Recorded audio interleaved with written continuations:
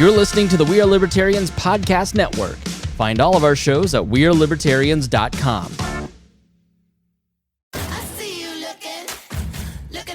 Hey loves, Haley Steinfeld here. Let's be real. When I'm on the red carpet, everyone wants to know whose dress I'm wearing. But here's the thing. We're so focused on those details, we're missing something that's actually way more important. Breast health. It's wild. Breasts get so much attention, but they're still so ignored when it matters most. Don't know what I'm talking about?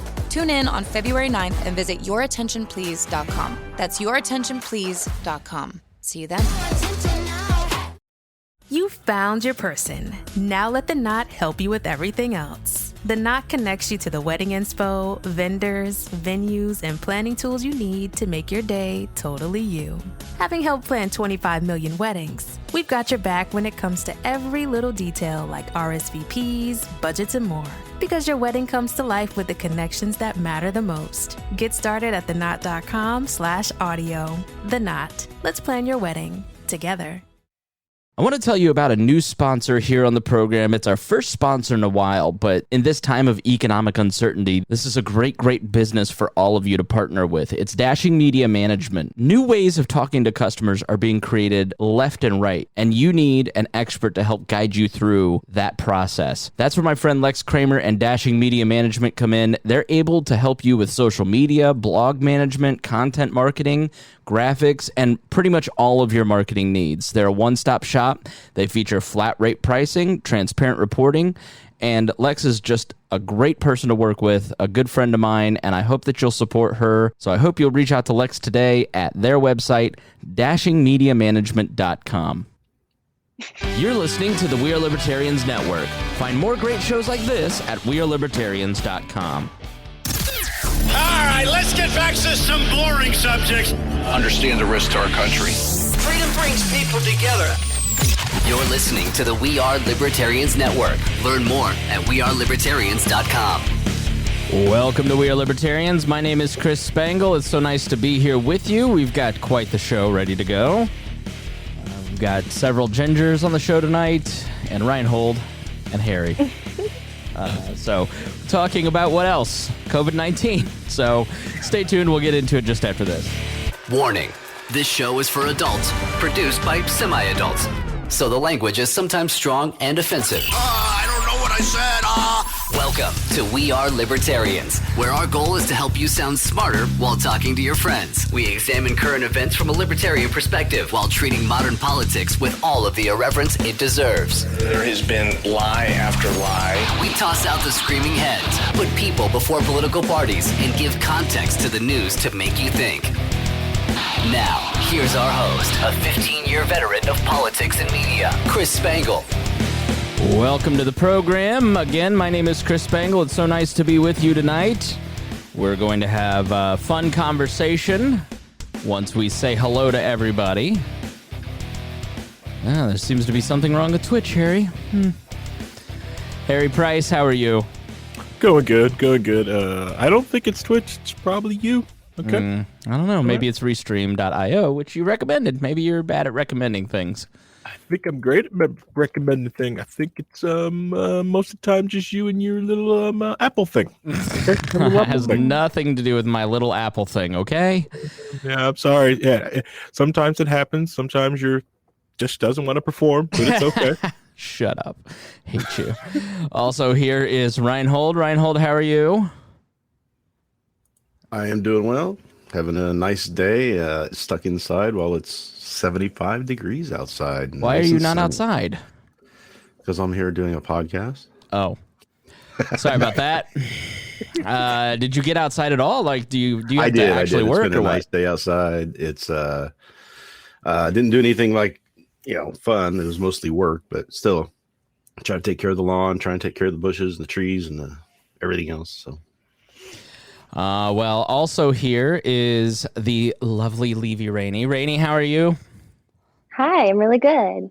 Excellent. It's nice to have you here. You are coming to us live from a hotspot from like a FEMA camp, basically, down there in southern Georgia, aren't you? Yeah, it's terrible. It's really scary. I'm having stress breakouts because of the anxiety. Really? Are you really? I'm not. Oh yeah, I'm really stressed out. I thought I was. I convinced myself that I had coronavirus, and then I realized I was only having the symptoms of anxiety. So don't be fooled. What were the symptoms you were having? Oh, I was having like a hard time breathing. I was having hot flashes, and I realized those were just precursors to having panic attacks. So I needed to like stop reading, and yeah. I talked to a friend. I hadn't heard from her in days, and the last time I talked to her, she was spiraling and drunk. So I was like, I should probably check in. And she's like, "No, I'm great. I just stopped reading the news. I'm good." Yeah, that's what I've had to do. Yeah. So how is everyone else doing? So Levie's not doing well. Have you now that you've calmed down? Are you feeling a little better? I'm feeling a lot better. I spent the day digging clay out of the creek behind my parents' house. So I had a wholesome day connected to the earth, and I'm done spiraling. I'm good. I'm settling into a new normal. It's good. This new normal. We'll talk about the new normal. Rhinehold, how are you handling things? How are you feeling? To me, it just doesn't feel like anything's changed in my life. So, for the most part, I rarely ever went out and saw anybody. So I'm just staying at home and doing what I need to do. Yeah. Harry. So. It's killing me. It's slowly leaking your will to live. Yeah. I want to see people. I want to talk to people. I want to go to people's desk and talk about their day. I honestly think talking to people gives me more energy than coffee has ever has given me. Let's see. On Sunday, I found out that my wife's general manager at her job got tested positive for COVID-19. Oh no. They spent the whole time in a small office, so that was fun. So I told my boss and told him that I probably won't be in for the next 2 weeks. And then she called me back 4 hours later and said someone tested positive, second shift, weekender, tested positive too. So they shut the facility down. So your whole workplace is shut down then, huh? Yeah, for the next few days. It's going to be, they may open tomorrow, maybe Thursday after cleaning. So. Man. Yeah. Do you think that you gave it to them? There's a weekend second shifter, so I really have barely any interaction with weekend second shifters. So what I'm, you guys feeling okay? My cough, yeah. Harry, what have you done? But I have been drinking the whiskey and feel okay. Feel okay so far. Dale asks, where are our masks? And let me just say this, Dale. We don't play around here. I was given by Tad Western a Tyvek suit. And a couple weeks ago, I was going to do the show in the Tyvek suit as a joke. Mm-hmm. And then I realized if you taunt the virus comes for you.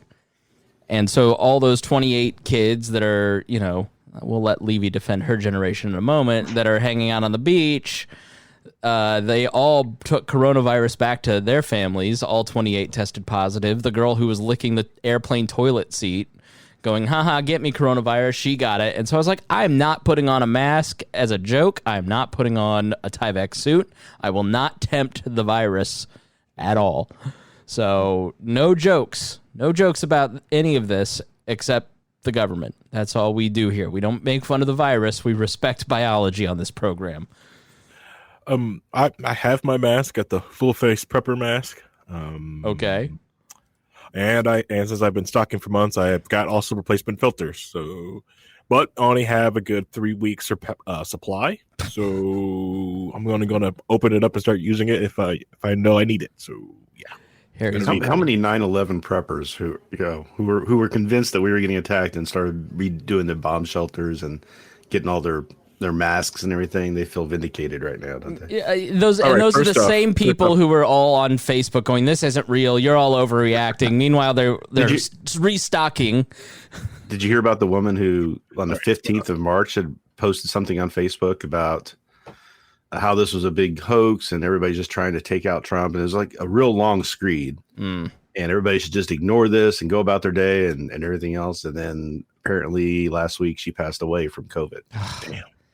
Yeah, like, oh wow, it's just sad. Like, I think my mood has kind of alternated between grim and doom and the Great Depression impending.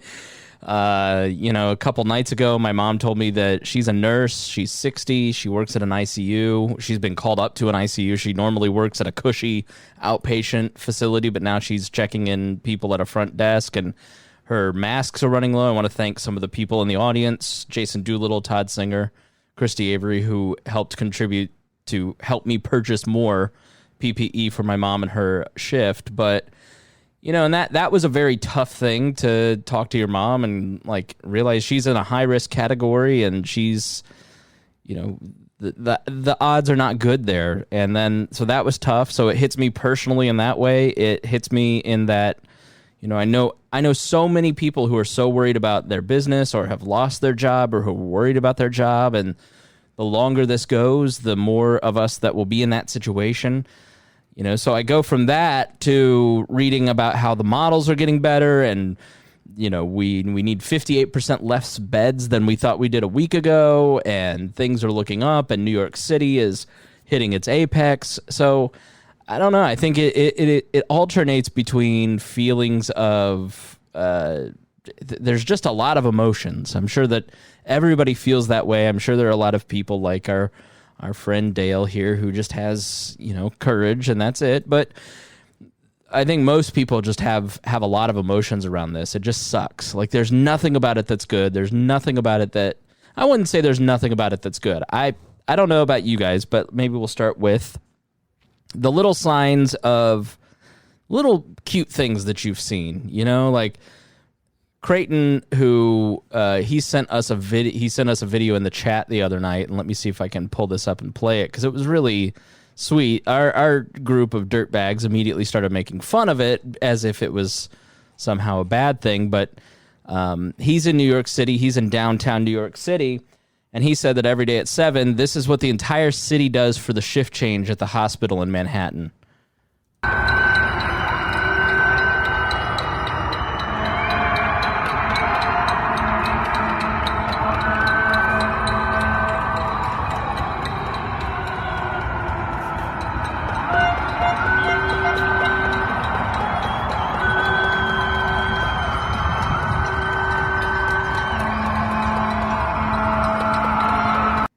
So I just think that's a beautiful show of support for the people who are the first responders to this. Every siren, every window open, clanging. I walk in a neighborhood across the street. This is just a very standard issue neighborhood in the suburbs. It's usually got nobody out. It's just kind of a dead neighborhood totally. And when I went for a walk the other day, I heard neighbors introducing themselves to each other, like somebody written a joke of the day on a sandwich board, like neighbors talking to each other across the fence. So there's just all these little signs of community that I see. You hear stories of people working at local shelters. So I wonder if you guys have heard like little signs like that where you just go, those type. I saw a friend. She's a listener. It was a nephew's birthday party, and they had a parade where they all drove by and honked and waved, and the little kid was just beaming with joy. Driving back on Sunday, I saw this like middle-aged woman with this sign, and it was so cute. She was just like, she had like 18 cups of coffee, and she was like, honk for Harold or something, like some old timer name. And, there's just some guy in there, and he's probably like, he can't get out of his house, and it's probably his birthday, or he's feeling down. And, there was his daughter, and then her preteen, super embarrassed daughter standing outside waving signs.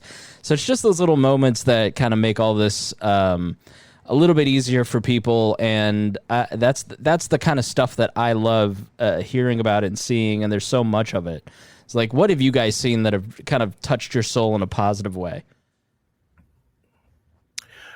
One thing I've seen is some of the smaller Facebook groups that sprung up, like especially the one in the Irvington area here in Indianapolis, helping people out, doing like door drop-offs for people who can't do, or people like from the NICU, the neonatal intensive care unit. A lot of the kids who went through there, just like Gunther did, came out immunocompromised, so a lot of their families can't leave their houses. So like a lot of them are like pitching together to go like, hey, I can't leave my house, can you go get me food and drop it off on my porch, and Right. paying people through Venmo.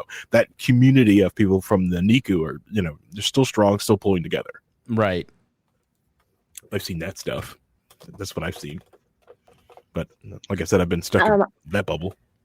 I live like in a very, rural area in the country. So it's, we already don't have a lot of traffic coming through, but I would just say people coming together just in small ways in the community, just like you said, whether it's dropping food off or people hosting like worship nights on their front porch, and people social distancing, but coming out and like singing together. I just think that's really forgotten about. And the fact that we're embracing that is kind of a beautiful thing to me. And that's what I'm seeing out of this, is that I think that people are starting to remember community, and a little bit of not as much indulgence as before. So they're starting to say we don't need to go out and go to the movie theater every week and go to dinner 5 times a week and have all these parties. We can still have our community and still have our time with our neighbors and things like that, and appreciate it more than I think they did before all this started. Yeah, I've never felt more connected with my family. Definitely having great family time, great time with, I don't go out and hang out with friends, but I feel more connected with a lot of friends. I was moving at a pace that was very quick, and this has forced me to stop and relax and, just sit out in the sun and read in the late afternoon. And, it has its complications, but there are several aspects to being quarantined that I certainly don't mind, like that slower pace, like the increased feeling of connection to the people that I love. And I would just encourage people, I know especially in the libertarian space, especially the way that this kind of began and the way that it's being carried out and the way that just the echo chamber that we all exist in, it can make a person who might listen to this show or might listen to a lot of libertarian media or watch a lot of libertarian social media, it might make you feel like you're in prison and you have been locked up in a cage and this is the worst thing ever. And I would just say that your mentality is what you choose it to be. And yes, we'll talk a lot about the dangers to liberty, but I just want to say the danger to your health of constantly living in fear and thinking that you are being imprisoned and making yourself angry over it, instead of trying to find the little positive things and find those little moments that really help you kind of your attitude is what you choose it to be. And I think that is going to make this a lot easier, because the reality is, regardless of government action, this is real. It's very real. There's 81,000 deaths worldwide as we record this. If we look back, just when did we record the last episode? So April 1st, 31st. There were 932,000 on the 31st. There are now 1.3 million cases. That's a 7-day increase. You look at the chart across the world, it's absolutely astronomical. There's 4,000 deaths in New York City alone. The United States has 387,000 cases.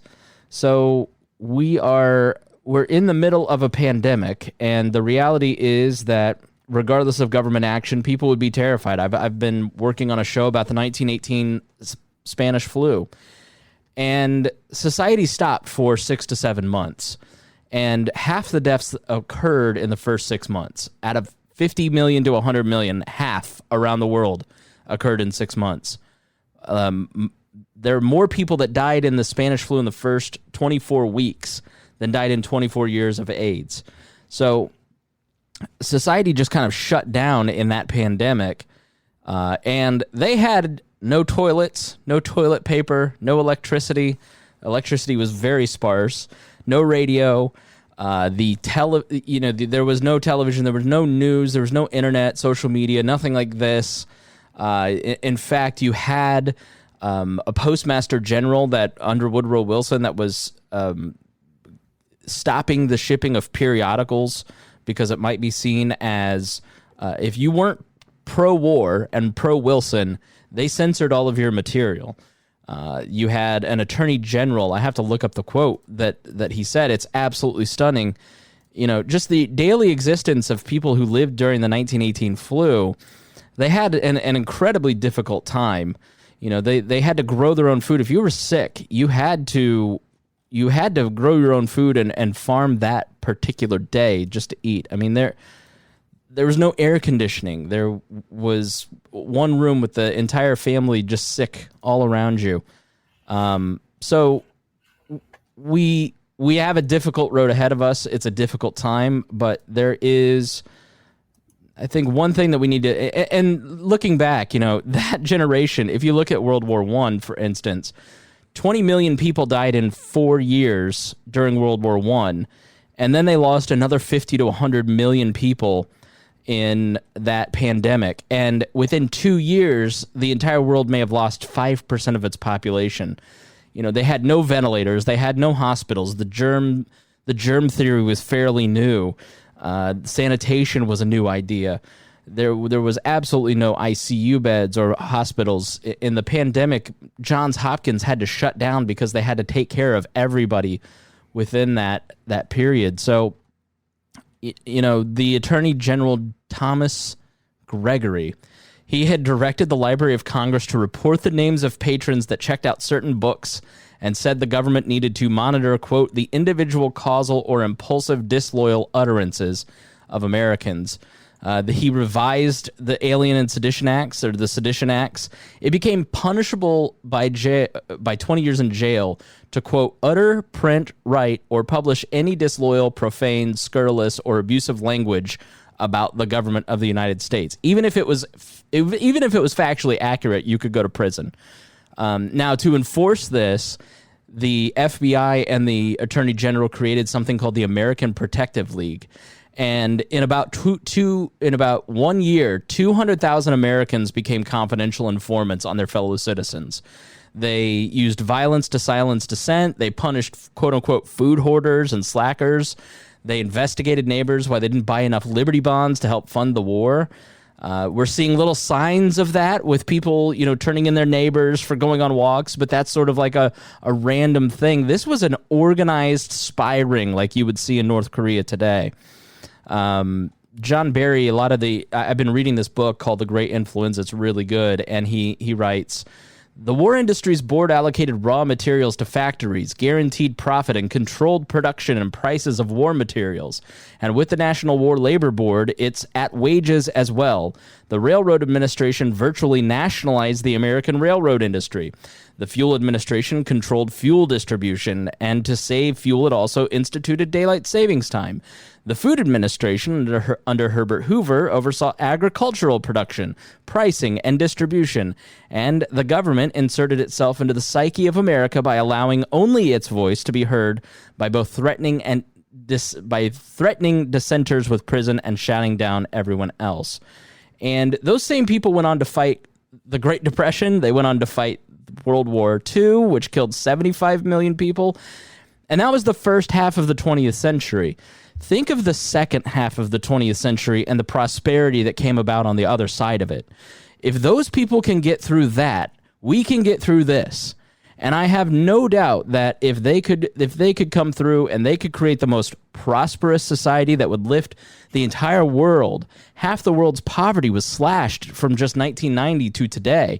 So there's no doubt in my mind that while we have tough times ahead, there is... You can't be defeatist in your attitude, in your personal attitude about your personal situation. Your job will come back. You will see your friends again. You will hug your family again. It is a scary time, but there is a new day on the other side of this. There was for those people, and they had it in a much more difficult situation than we have it. And so I know that a lot of times if you're listening to libertarian media, it can be very doom and gloom. There's a Great Depression, and if you listen to Gerald Celente, you're on life support right now. You just can't take it. I mean, it's all over if you're listening to Peter Schiff. And I have no idea what's going to happen, and I don't think very many other people do. And so you have to be careful listening to voices who are telling you that it's all hopeless, it's all over, because history doesn't bear that out.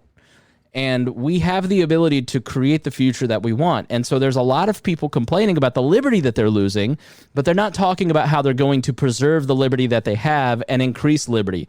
There's a lot of regulations right now that are being killed left and right because they're useless. There are little signs of liberty coming back, despite what you may see in your Twitter feed. So, Harry, I think it's important. I don't know why I'm throwing it to you, because you're the darkest person I know in terms of attitude. But I think people need to realize that there is a future. There is going to be a tomorrow.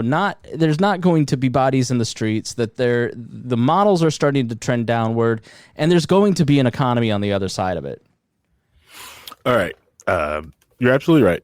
A lot of the preparedness tools that I actually do have in the basement is because of the end was nigh. Like a lot of the stuff I have is the food reserves I had back when I used to listen to Glenn Beck and Alex Jones all the time. Thinking the world was going to end. But the world never ended, and the food's good for 25 years, and it's always just been here in the basement, ready to go at a moment's notice. And never touched it. Still haven't touched it yet. My wife hasn't wanted to touch it. So that just gives you, look, people have been prepping for doom and gloom and all this bad stuff that is going to happen. The thing is it going to be bad? Yeah, it's not going to be the same world that we left. It's not going to be an on and off button. Trade is going to get hurt because a lot of countries have hurt other countries during all this. But the whole, plague, people are going to, we're going to be burning bodies just to get rid of them in massive bonfires, and that's what we're going to do at the fair for the fair this year. That ain't going to happen. You're right. The curve is getting better because people are, and because a lot of it is the private industry decided to take the step before government did. So we got a huge jump on it, and people started to stay at home early. A lot of people took it upon themselves to, see what was going on and act first. And that started changing the models immediately. If you don't think that your efforts are making a difference, look at San Francisco. There was a great clip. Ben Shapiro, it's on YouTube. Ben Shapiro, I'll put it in the show notes. He interviewed this doctor from San Francisco. And San Francisco's had 8 deaths versus New York City, which has had, 4,000 up to now? And they asked why, and he said because the tech sector in San Francisco voluntarily decided to keep their workforce home, and that led everybody else to do the same, and we took it seriously in San Francisco, whereas the mayor of New York City in early March and in late February, they were encouraging people to get out to the streets, don't be racist, go to the Chinese New Year parades. So if you look at New York City, that's some exponential spread. That is exponential growth. It may not be unchecked, but it's certainly much higher than most other places. And so because we took these mitigating circumstances, we now have the ability to fight it. What we're doing is building capacity so that when we reopen, which we'll talk about when that's going to happen in a moment, because I think this is when we flip over to the other side where we go, all right, these people have the better argument. You see in San Francisco, what we're doing is working. You see the models start to trend downward and start to work. But Rhinehold, you're one of the more optimistic people within We Are Libertarians about all this. Aren't you? I feel like you are. I guess I don't know if I'm optimistic or pessimistic, or I'm just trying to be a realist about everything, where I'm trying to see the good and the bad in all of it. I get the feeling that we'll probably be back, trying to go back to work in about 3 or 4 weeks, I would imagine, but it's going to be a little different. So a lot of places I know of that are still working, they have, people like working in warehouses and things like that for distribution centers. If somebody gets tested positive for it, they shut the place down for a day. They clean the place up, disinfect, and then they come back in. And I know one distribution center where they, you have to get tested for your temperature before you go in, right?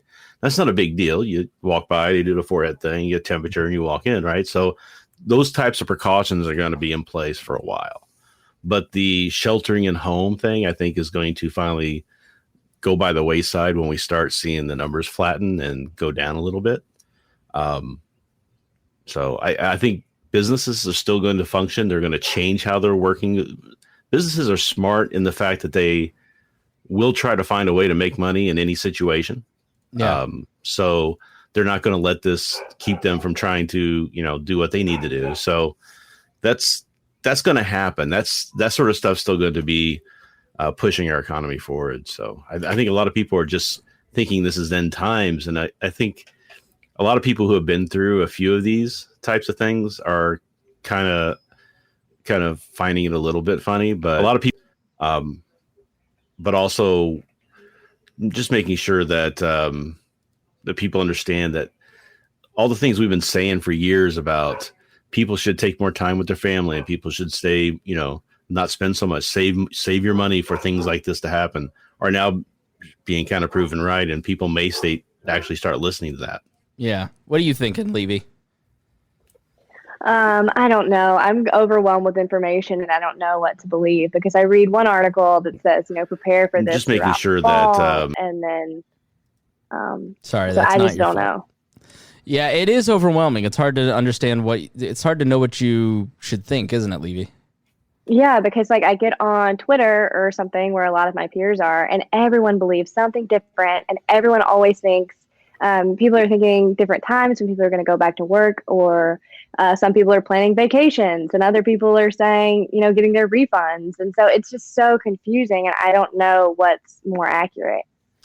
Rhinehold, what would you say to somebody like Levie who's in her early 20s who, everything that's happened to Levie up until now has happened to her for the first time? Us older people who smell different because we're rotting away.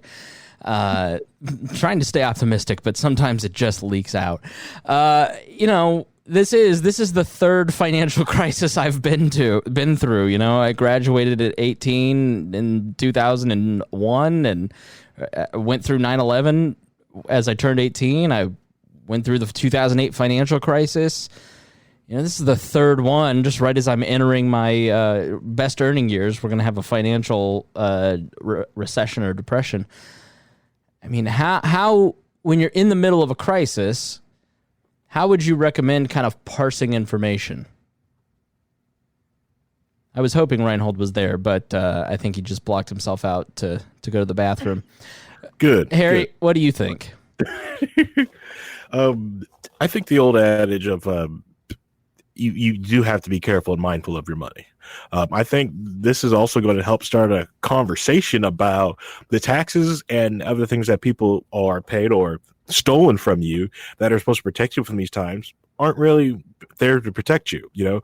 Having conversations with people with, if I paid all this money into my Social Security and my unemployment, these taxes that are paid for me, why can't I just short that real quick? Why can't I just take a loan against that and pull that money real quick? Well, you can't. You can't do that. You can pull out your unemployment, but you're going to get a little bit of the taxes that you paid for. This could be the first time you've ever pulled onto your entire career. You've been working for 15 years. You'll still just get the little bit of $300 a week, and good luck. And I think those conversations are going to be interesting to have. And I think that younger generation is like, wow, this is how everyone else has gotten screwed over. Let's get rid of some of this. Let's have that. I'd rather have that cash in my own pocket. The other thing with it is listening to the Dave Ramsey of the world. They talk about having these money supplies. If you have that and you have those reserved, the 3 to 6 months, unemployment, is there to subsidize that, and you feel comfortable and you understand how it is and what you're supposed to do. How everyone else has gotten. Sorry about that. That's how you're supposed to set yourself up for especially for retirement. I always tell everyone that I make a different type of money and I should live this type of lifestyle, but I don't. My cars are really inexpensive. I spend and hold them on for 1 or 2 years, because I like having cash. I like being liquid and be able to send things in investments, because when stuff like this happens, I just go wow, I'm just going to stop spending money. So our question that we're answering, Levie is in her early 20s and just trying to figure out how do I keep my bearings in the middle of a crisis? How do I know what information to listen to? Everything's moving so fast. Those of us who have been through this kind of go, it's going to be okay. But if you're in your early 20s and you're about to graduate college, it's a scary time. How do you parse this out, Rhinehold? Well, the main thing is to make sure you're finding sources of information that aren't trying to scare you or aren't trying to make you not care about anything. Those two extremes are usually people who are not good faith actors, right? So look to the scientists, look to the medical communities, look to people who are trying to rationally talk about the situation, and then take as much of that information as you can and start trying to parse it against your own understanding of how you know how life works and you experience, right? So that's kind of how you take that sort of information and the news information in. But as far as how do you kind of get by on so the future is always going to be scary, even if this isn't going on. So I remember when I was in my 20s and I didn't know what I was going to do, and I ended up going to college. I ended up losing my apartment, living in my car for a few weeks. So you kind of do what you need to do, but a lot of people will fall back on family in those times and those scares. So go talk to people, go talk to your family, talk to people who have been through things like this before, who have gone, past that point in their lives where they've seen a few things, and kind of just talk to them and find out, what they're seeing, what they're feeling. And I think those people will give a steady hand and should be able to, tamp down on some of the fear that might be running through just the unknown, not knowing what's going on. Yeah, I think so. We're talking about, if you're this is your first economic crisis, how do you work through it? I think for me, that's a great point, is talking to people, pushing yourself. Your feelings are not new. Your feelings are not abnormal. A lot of people are feeling the way that you're feeling. Like, if you've lost your job and you're struggling, you should reach out for help. If you need to go to a food bank, for instance, there's no shame in that. Even if you are a libertarian, and Harry, back me up on this, if you are a libertarian and you've lost your job, file for unemployment.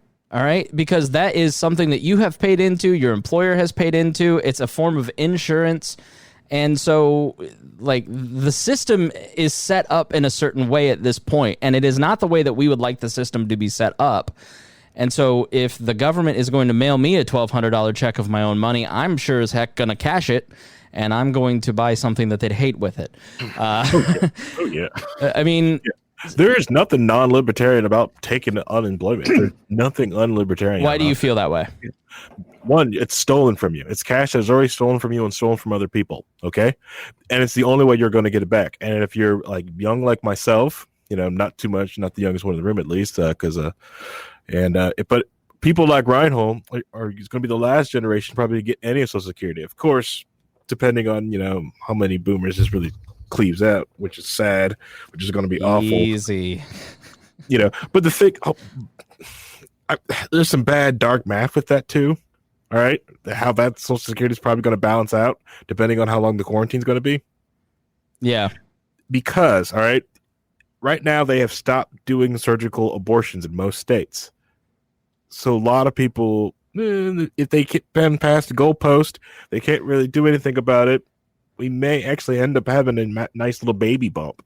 You're really taking us right into abortion. I'm trying to bring people together in this episode, and you're trying to. I'm just saying that it could give us the baby bump, which punches the money that punches Social Security. But no, there's nothing non-libertarian about taking that freaking cash. It's stolen from you. Take it. It's the only way you're going to get any of the thievery back. I'm not talking saying to depend on it, but there's no issue of taking it. Because if you were giving that force, yeah, it's just taken by force. Now, granted, if you would have had that cash, you would have built into the insurance agency, and they would have just gave you the cash. Now, granted, which I also there's a lot of scumbag insurance companies out there right now that are lobbying against and doing everything they can to not pay off in this time of crisis right now. But they're trying to protect their assets because they're going to they're watching everyone take a hit, and they know if they they start paying out, they're going to take a hit. So I would definitely say reach out for help if you need it. That's certainly one thing. Reach out to friends, talk to friends, especially people who are more seasoned. I definitely agree with Rhinehold that you should be very careful about who you listen to and what information you take in. I'm not the type of person that thinks that you should, don't listen to CNN. That's just propaganda. I think you should listen to CNN. I think you should listen to Lions of Liberty. I think you should listen to Vox. I think you should listen to National Review. I think you should take in a lot of information, and then from there, you'll start to see what is true and what kind of fits together. And that's why we try to give a lot of our sources here. I think there's a lot of people who try to use these situations. They want to push you into a camp, not literally, but like push you into a political camp and get you emotional and mad at one particular group. And it makes you it makes you more malleable. It makes you more likely to click on an email list or to buy a book or to vote for their politician. I think that it just makes people a little bit more crazy. I think the thing that you will look back and go, I was living through it. It was super fast-paced but super slow. My life didn't change all that much, but I had a lot of feelings around it. And I think especially if you're an emotional person like me, you're going to have a lot of feelings as things are a little crazy. And then you look back and go, things didn't change nearly as much as I thought they might change when that thing started happening. Now, there's always the opportunity that this could turn into a Great Depression, and this could be, but think 3 weeks ago, 4 weeks ago, there's going to be a lot of people who are listening and who are posting online who have been keepers of the secret knowledge, who just like to stick up to the conventional wisdom of the day and tell everyone how they're wrong. And it's a positioning to make yourself look like you knew the truth all along. You didn't know shit.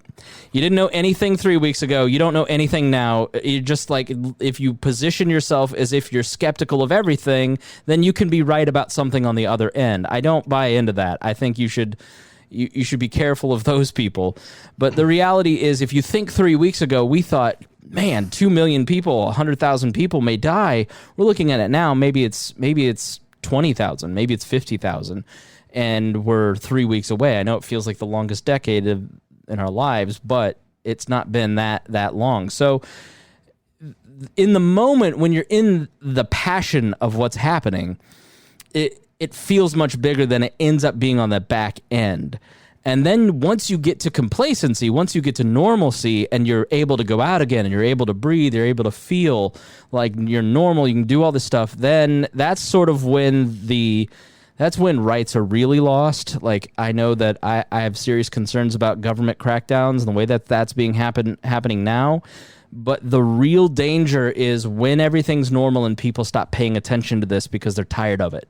That's when liberty is really lost. It's the calcification on the other end because we've stopped paying attention and moved on. Yep. So that's when you really have to pay attention and really kind of have to think critically and do a lot of information. So does any of that help, Levie? Yes, it's just overwhelming because it's, I don't know, it feels like this is going to sound dramatic, but it feels like a burden to have to go through all of this information and think, what are their motivations? What are the resources? I have to read this side and this side. And I feel like that's, a lot of people are just not willing to do that. And it's probably why a lot of people my age are really misinformed, because it takes a lot of time and effort and you have to care, and it's much easier just to click the most popular article on Twitter. Yeah, I think that's fair. I think all of us fall into that too. Yeah. I don't know what to tell people. I don't know what to say to that other than you just have to do it. There's part of being an adult that if you're going to live in a free society, you have to be well informed. You have to save your money. If we get into a situation where there's a financial collapse, like there certainly will be apparently every 10 years now, the best you're ever going to get from the government apparently is $1,200 for a couple months, and it may be 4 weeks, 4 months late. Like if there is a crisis, pandemic, the best the government may do is get some tests to you in 4 to 9 months. Like the reality is, I don't believe in self-reliance because I've discovered some secret knowledge. I've just paid attention long enough to know that the government can't effectively do anything for me, and I'm going to have to take care of myself. And that means being informed. That means doing the work. Like, they're part of being an adult. I'm not lecturing you. I'm just saying this in general because I see the woeful. We have 2 pandemics in this country. We have coronavirus. And we have stupidity. And stupidity is far more dangerous right now and much more virulent because there are a lot, like, The reason COVID-19 deaths are being coded as COVID-19 deaths, even if they had a heart attack, is that the coronavirus attacks your oxygen supply and depletes your other organs. All your blood and oxygen runs to your lungs to fix it. And then if you have a kidney problem, it starts just depleting that kidney. And so all that does is exacerbate. It's called a comorbidity. And so it's not a conspiracy that the government is perpetrating to inflate numbers. It's that there's a biological function. It took me 5 minutes to look up that information. It's out there. You don't have to be a conspiratorial idiot, a COVID-idiot, if you will. So I just think it's part of being an adult. Like somebody once said to me, it's like working out. This was when I was much fatter. Working out is part of like being an adult, like paying your bills and brushing your teeth. And I think part of being an adult in a free society is making sure that you are well informed and that you are questioning even the people that you agree with the most. I just think it's just a key part of making sure that we do this right. And like, there's a lot that we were told 3 weeks ago that was wrong, but it was based on data from China that, I mean, holy cow, has China's stock fallen fast in 3 months, And so those Imperial College models that were built on the backs of Chinese data and the one ship and some Italian data, yeah, those looked really bad. And now we're at a point where we have American data and testing, and we have better data now, and that's why the models are starting to trend downward. It isn't some sort of conspiracy that they're lying to you with these models. It's that data changed, facts changed, information changed, and you've got to be flexible and fluid with it and try and keep up with it somewhat. But Levie, I will say this, read the New York Times, read Reason Magazine, read National Review, and read Vox. Read 4 websites a day. That's all you've got to do. And maybe your local newspaper if you're getting, really ambitious. If you just read from the skeptical side of things to the Libertarian Reason to National Review on the right to Vox on the left to the New York Times, you kind of just glance those websites, you're good. You kind of have a working theory of what's going on, and then maybe download 1 or 2 news podcasts that kind of fill in the gaps a little bit. So that's what I would say. Okay, I think we need to share this information with my governor as well. He seems to be a little misinformed as well, so I'll tell him. I'll write him a letter. Let me see if I can find that. You didn't know that you could have COVID-19 and not show symptoms? Yes. He found that out last week. Levie. He didn't know that you could pass it on. Levie, do you know? I don't want to give away where you're from. I'm just saying. Somebody could look that up. Levie's in Georgia. Levie, do you know where the CDC is headquartered? No. Do you know what the CDC is? I don't know what it actually stands for, I don't think. Okay, the CDC is the Center for Disease Control, and they are basically in charge of infectious diseases. And so the CDC is headquartered in Atlanta, Georgia. That's even worse. Yeah, it makes it so much worse. Walking Dead, they make a big deal out of going to Atlanta to go to the CDC. Yeah.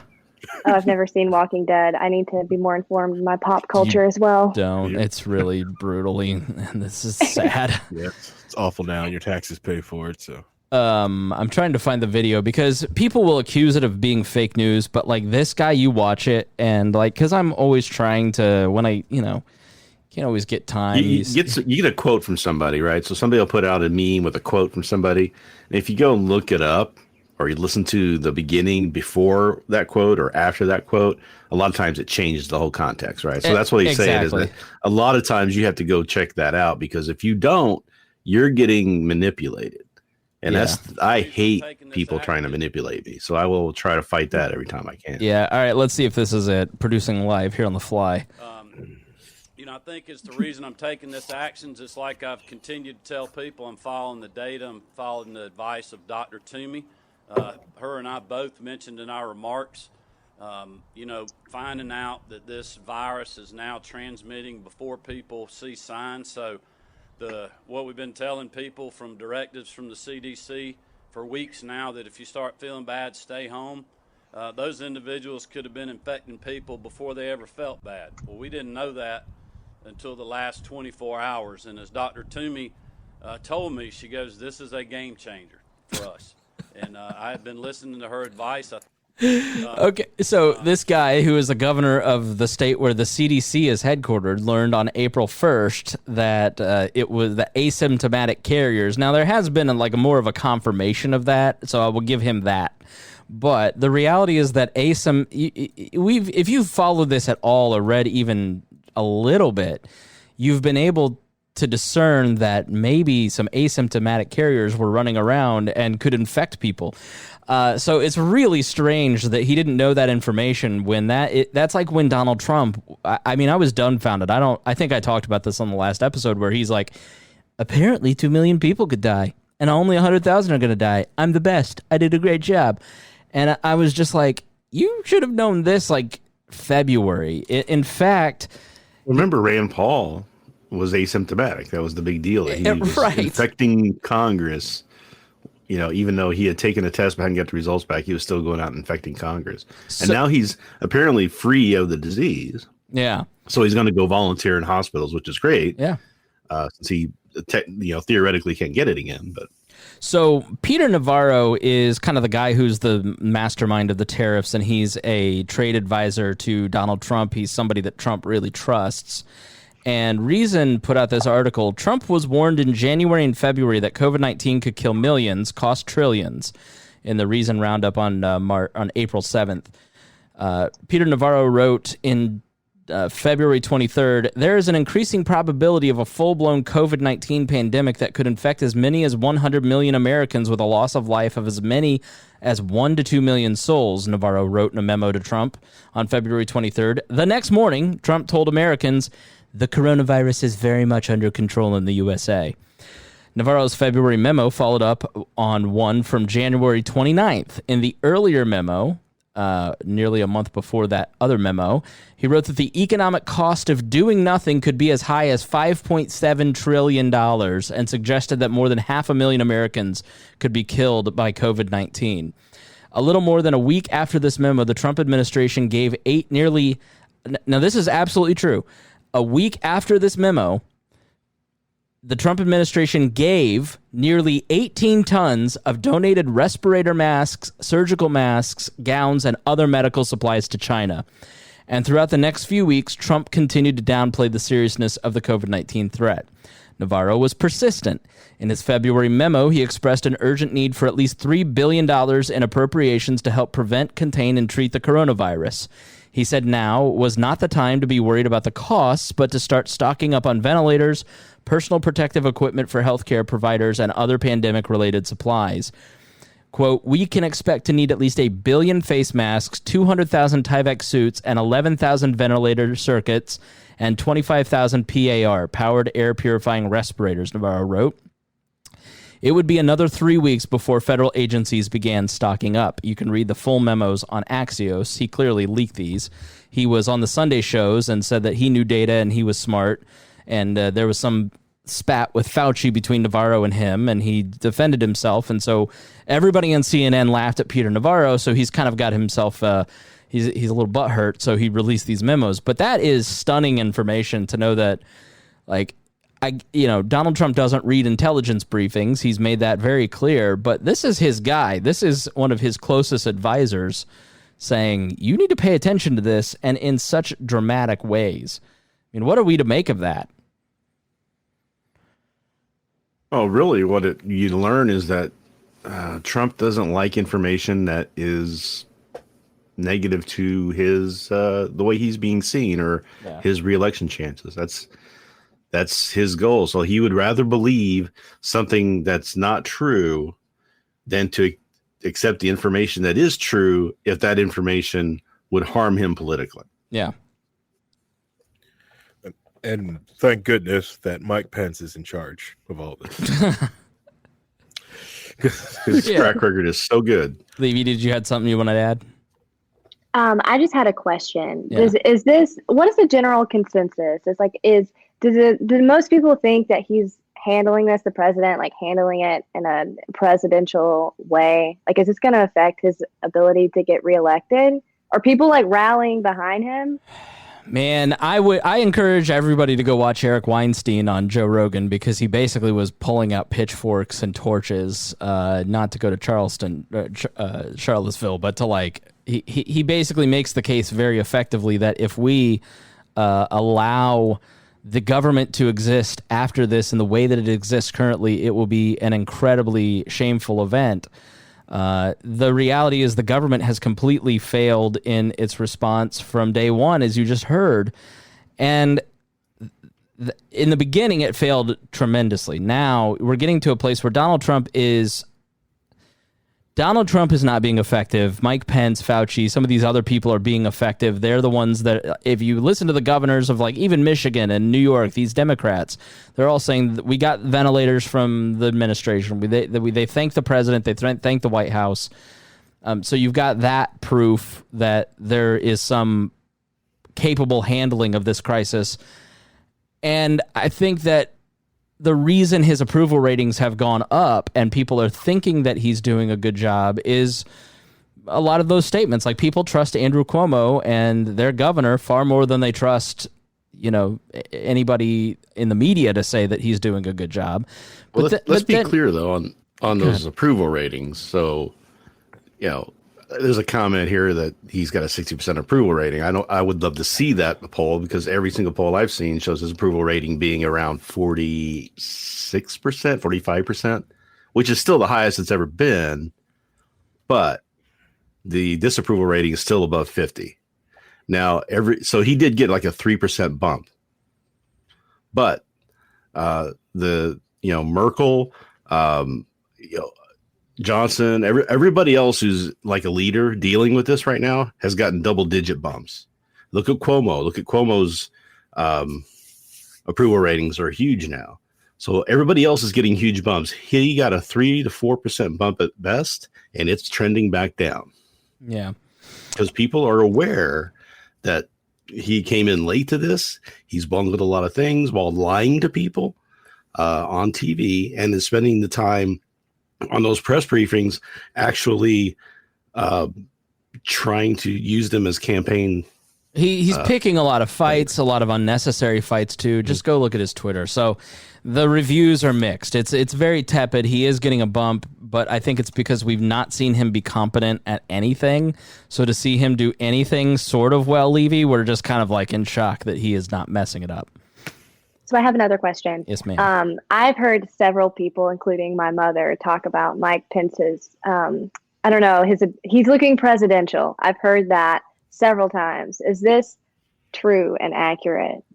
He's looking pretty, I'll tell you, as a Hoosier, the three of us are Hoosiers. We lived under 4 years, 3.5 years of Mike Pence. He was fairly incompetent. And the knock on Pence was that he brought in people who looked like him, thought like him.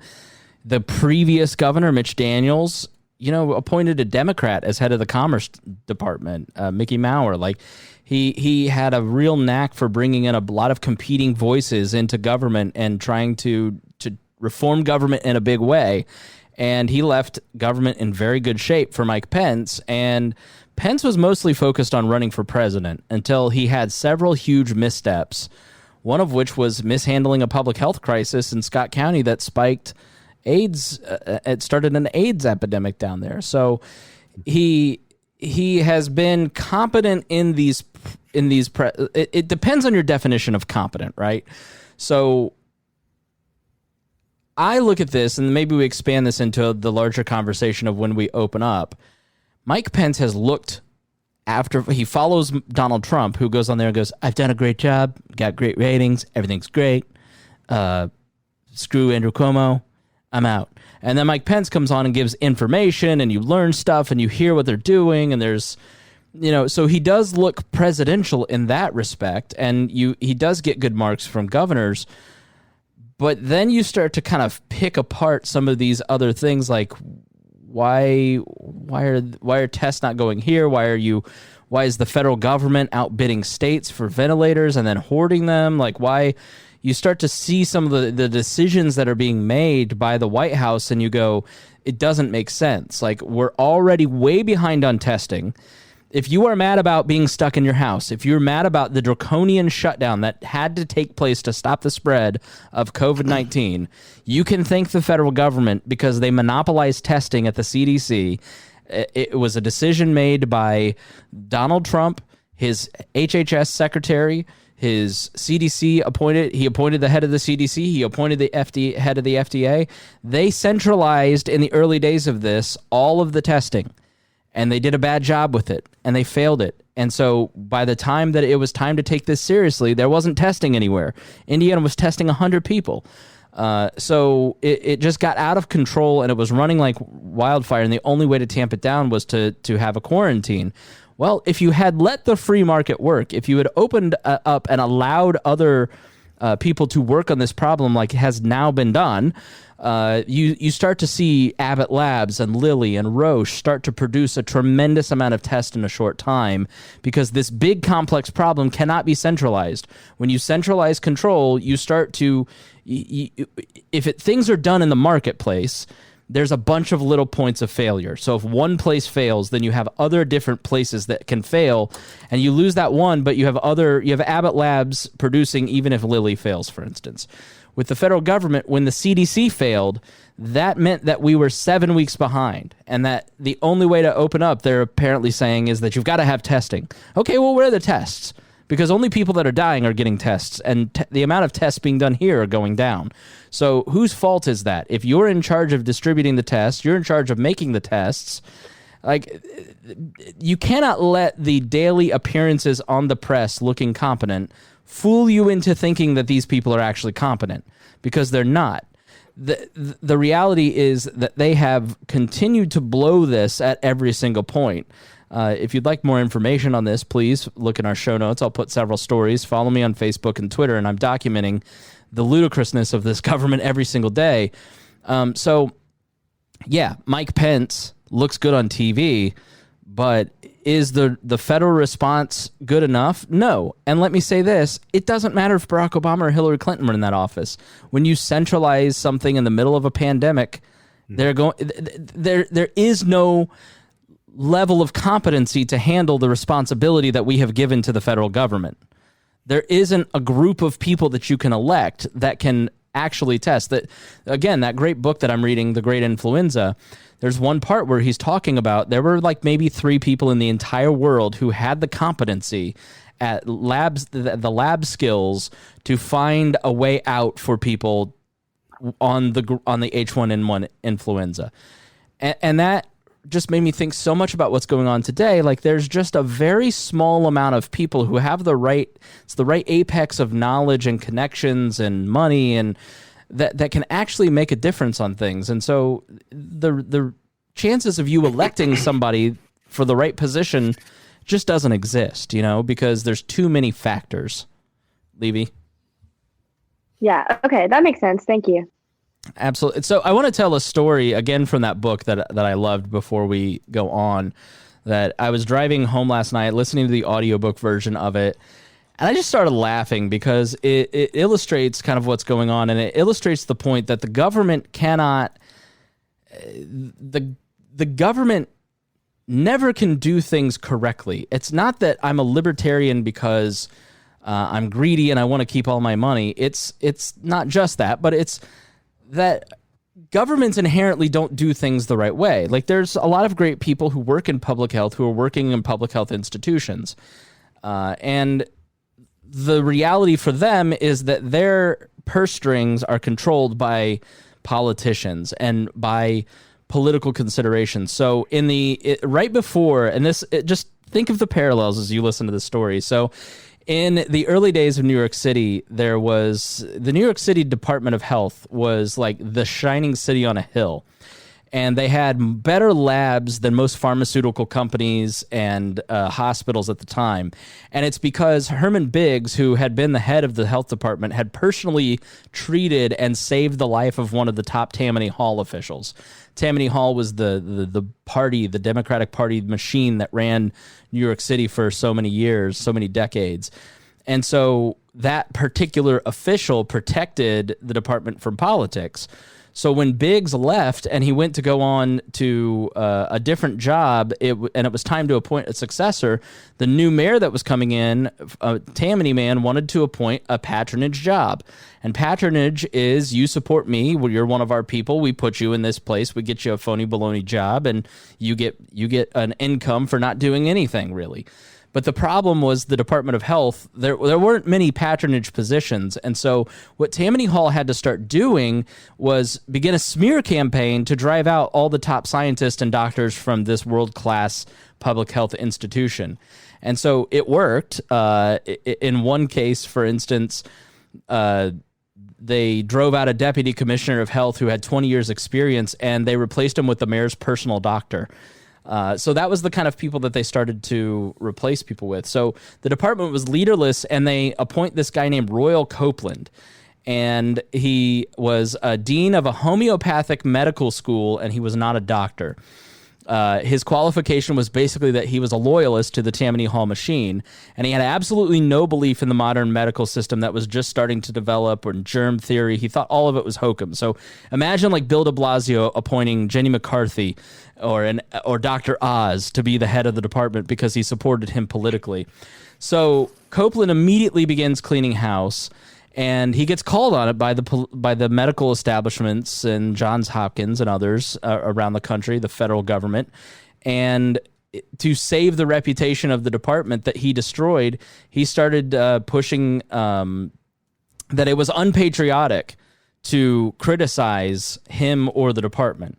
So you were not a real American if you were criticizing Royal Copeland and his poor performance. So that's January of 1918. On September 15th in 1918, they have the first case of H1N1, and it lights the city on fire because it's tenement houses, it's dirty, it's not going well at all. So instead of going into the world's biggest, deadliest, most lethal pandemic with your best people, you've basically done what Michael Lewis described as the fifth risk, which is hollow out everybody that was competent, and you're left with a bunch of patronage employees running the public health department, and they've got all this power.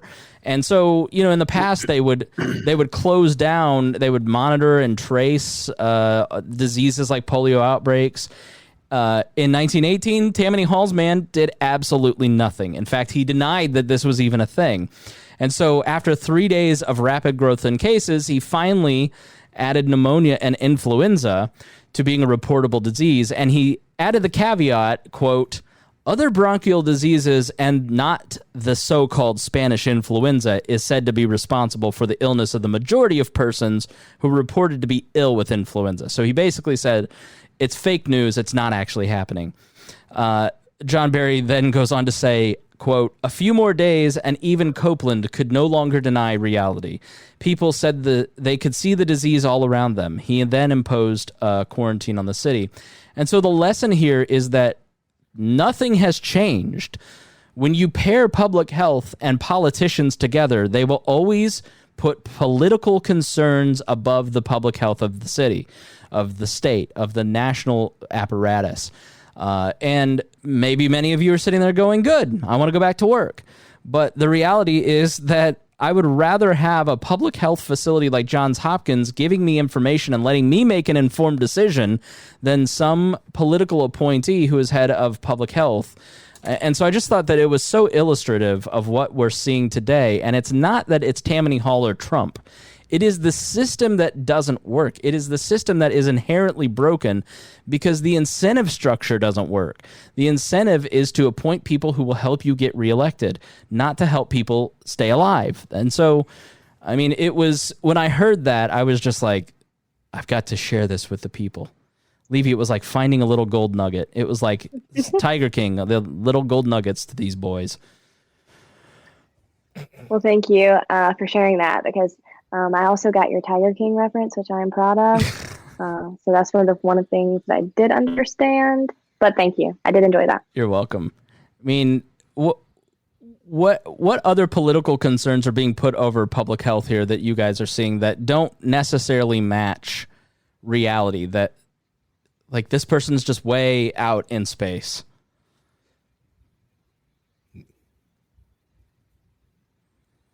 All right, let me say this. Let me go here then. You had your chance. I'm moving on. So this is a radio show. We got to move quick.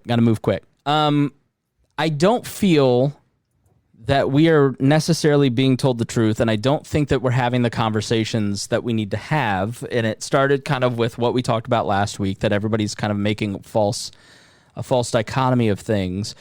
But you start to see public health people saying the truth out loud. You see Michael Osterholm on he was on a podcast called The Drive, which was really, really good and terrifying in and of itself. He's an epidemiologist that was on Rogan, so go look that up. You see Fauci saying life isn't going back to normal. Things are going to be different. You're going to have to prepare. Before I was reading this Santa Clara County's Dr. Cody. She is apparently the Dr. Fauci of the San Francisco Bay. And she said that, quote, we're going to be at this for a very, very long time. I just have to keep reminding myself that this is a marathon and we have to keep ourselves nourished somehow and we have to keep our energy good. Taking action early gave us an advantage in slowing things down. It has, of course, caused enormous social and economic disruption. But had we taken action later, we would still be sheltering in place, which I totally agree with. The idea that you were going to be running free, you wouldn't be making that decision if there was no government. You would be sheltering in place because you'd be terrified. We would still be experiencing incredible economic and social disruption, and we'd be having an incredible strain on our healthcare system as well. All points I totally agree with that we covered in the last episode that you should go listen to about the false choice being prepared.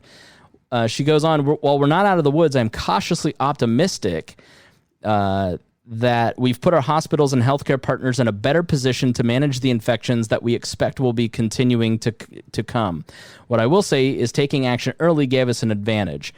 All that's true. The models are slowing down. We have a surplus of beds in Indiana. Apparently, New York City has enough beds, and there is going to be enough resources. The goal with flattening the curve always was build capacity so we don't have overrun hospitals.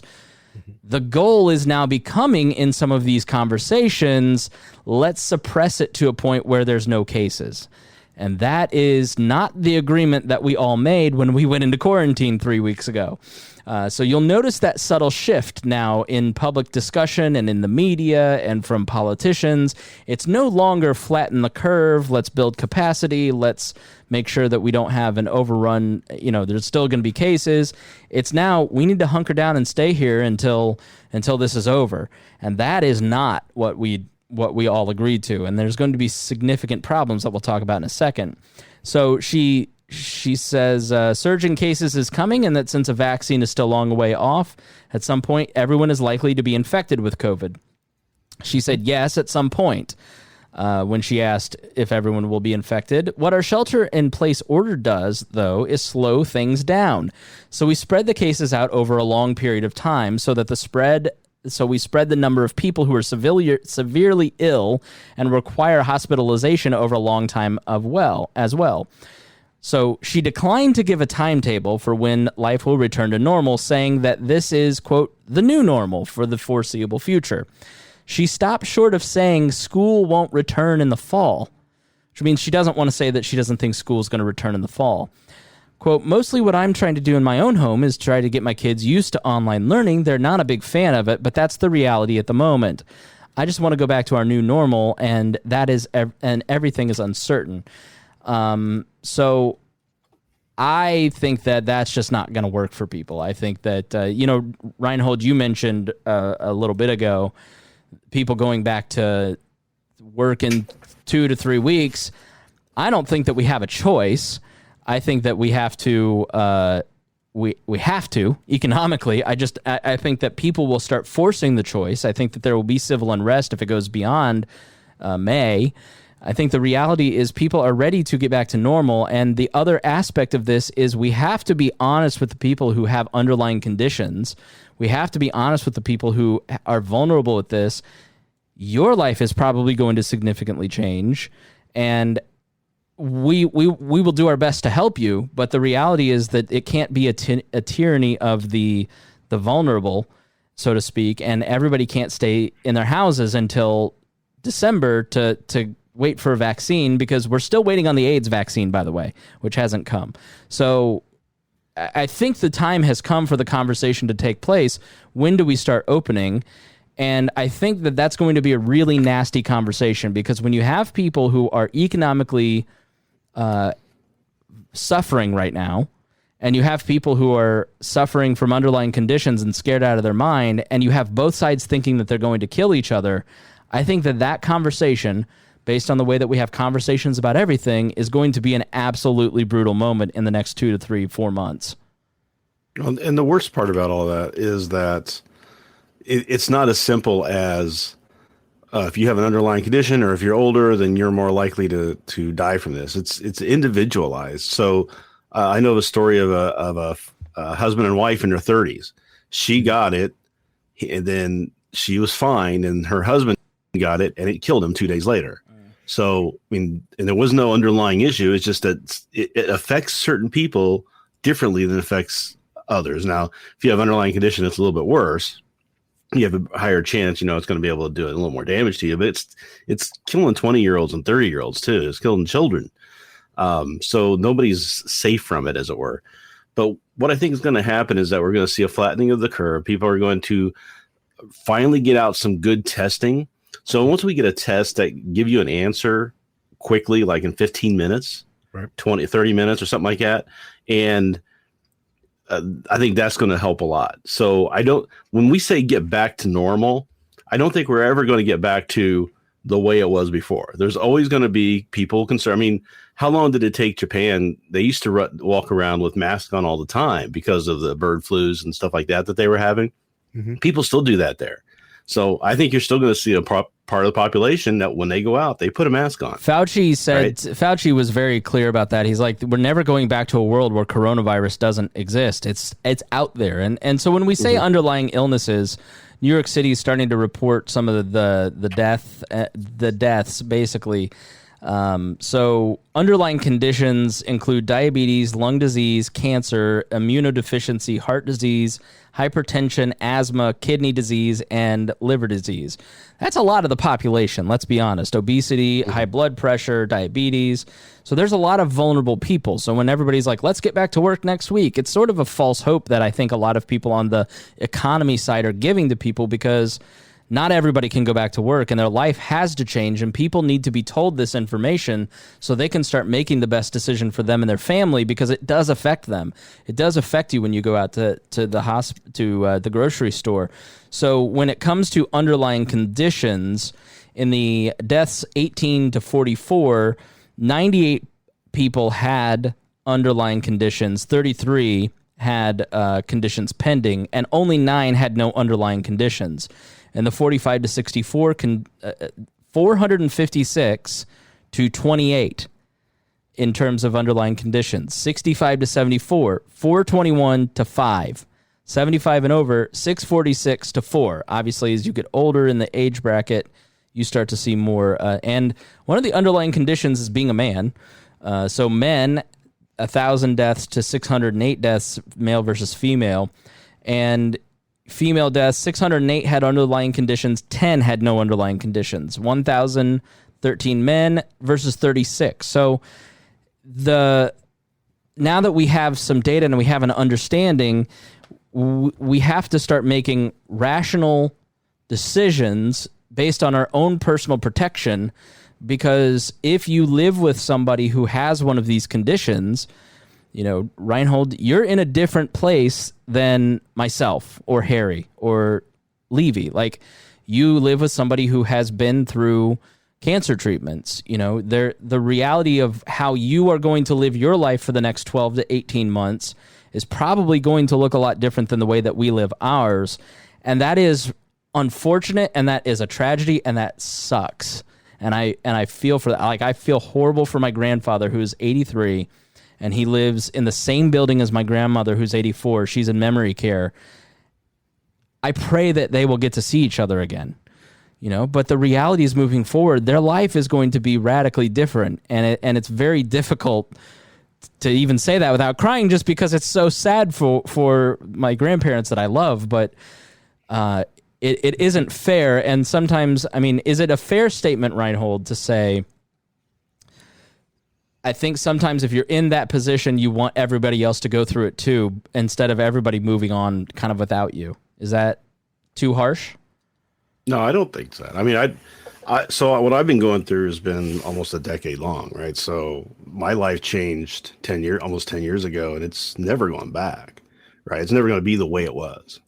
But I wouldn't wish that on anybody else. I don't want anybody else to have to go through that. I mean, I think I would like people to understand that that's a possibility, and that's something to be concerned about, and to have compassion for those people who are going through that sort of thing.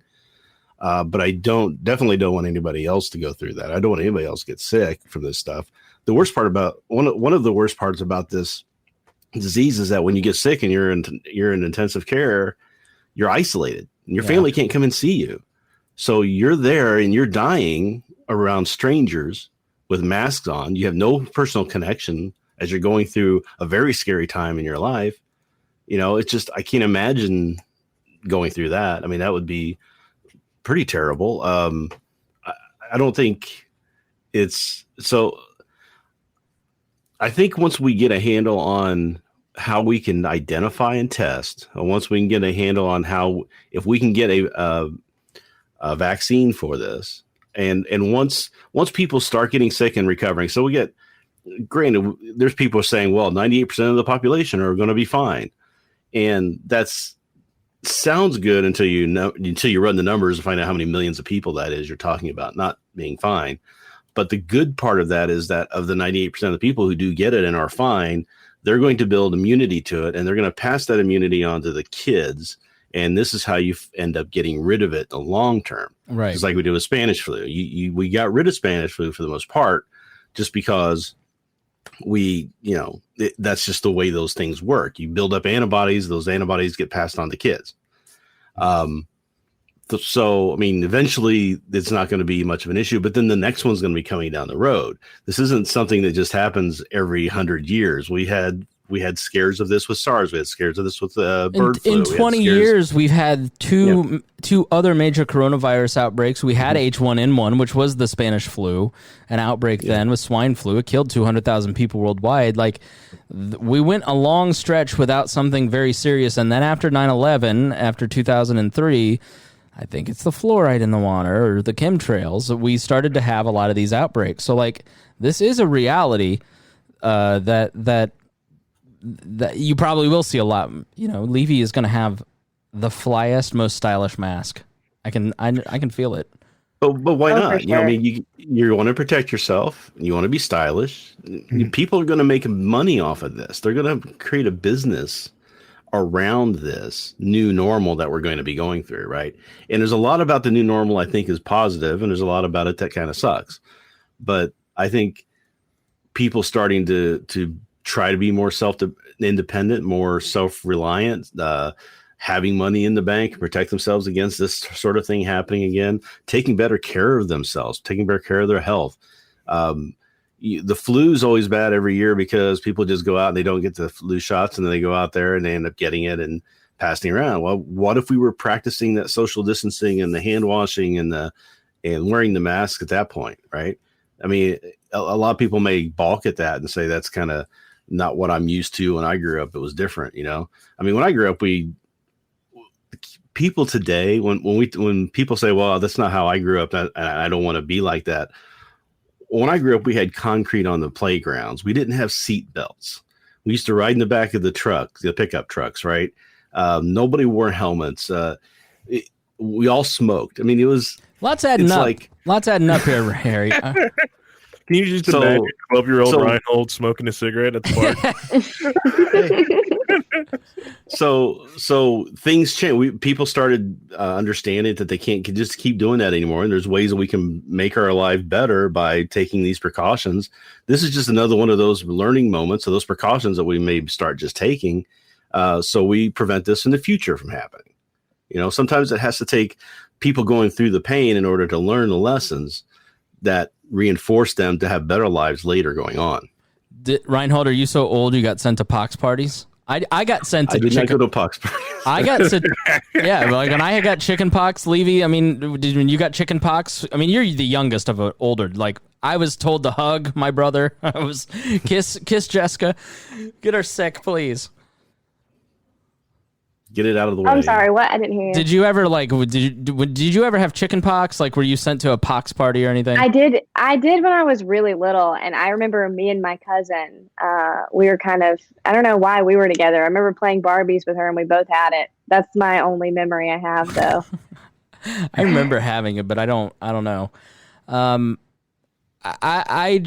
look at it and I go, it's an unfair, unrealistic ask of public health officials to say to the country, you can't open up, you can't go to work.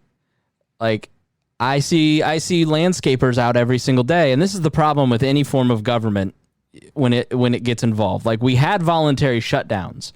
So people always go, well, you're just for government shutdowns. No, I'm not. I'm for, you have to listen to the nuance. The NBA, the NCAA, my own company, we were voluntarily shutting down because it was the right thing to do for us out of rational self-interest, but also our communities.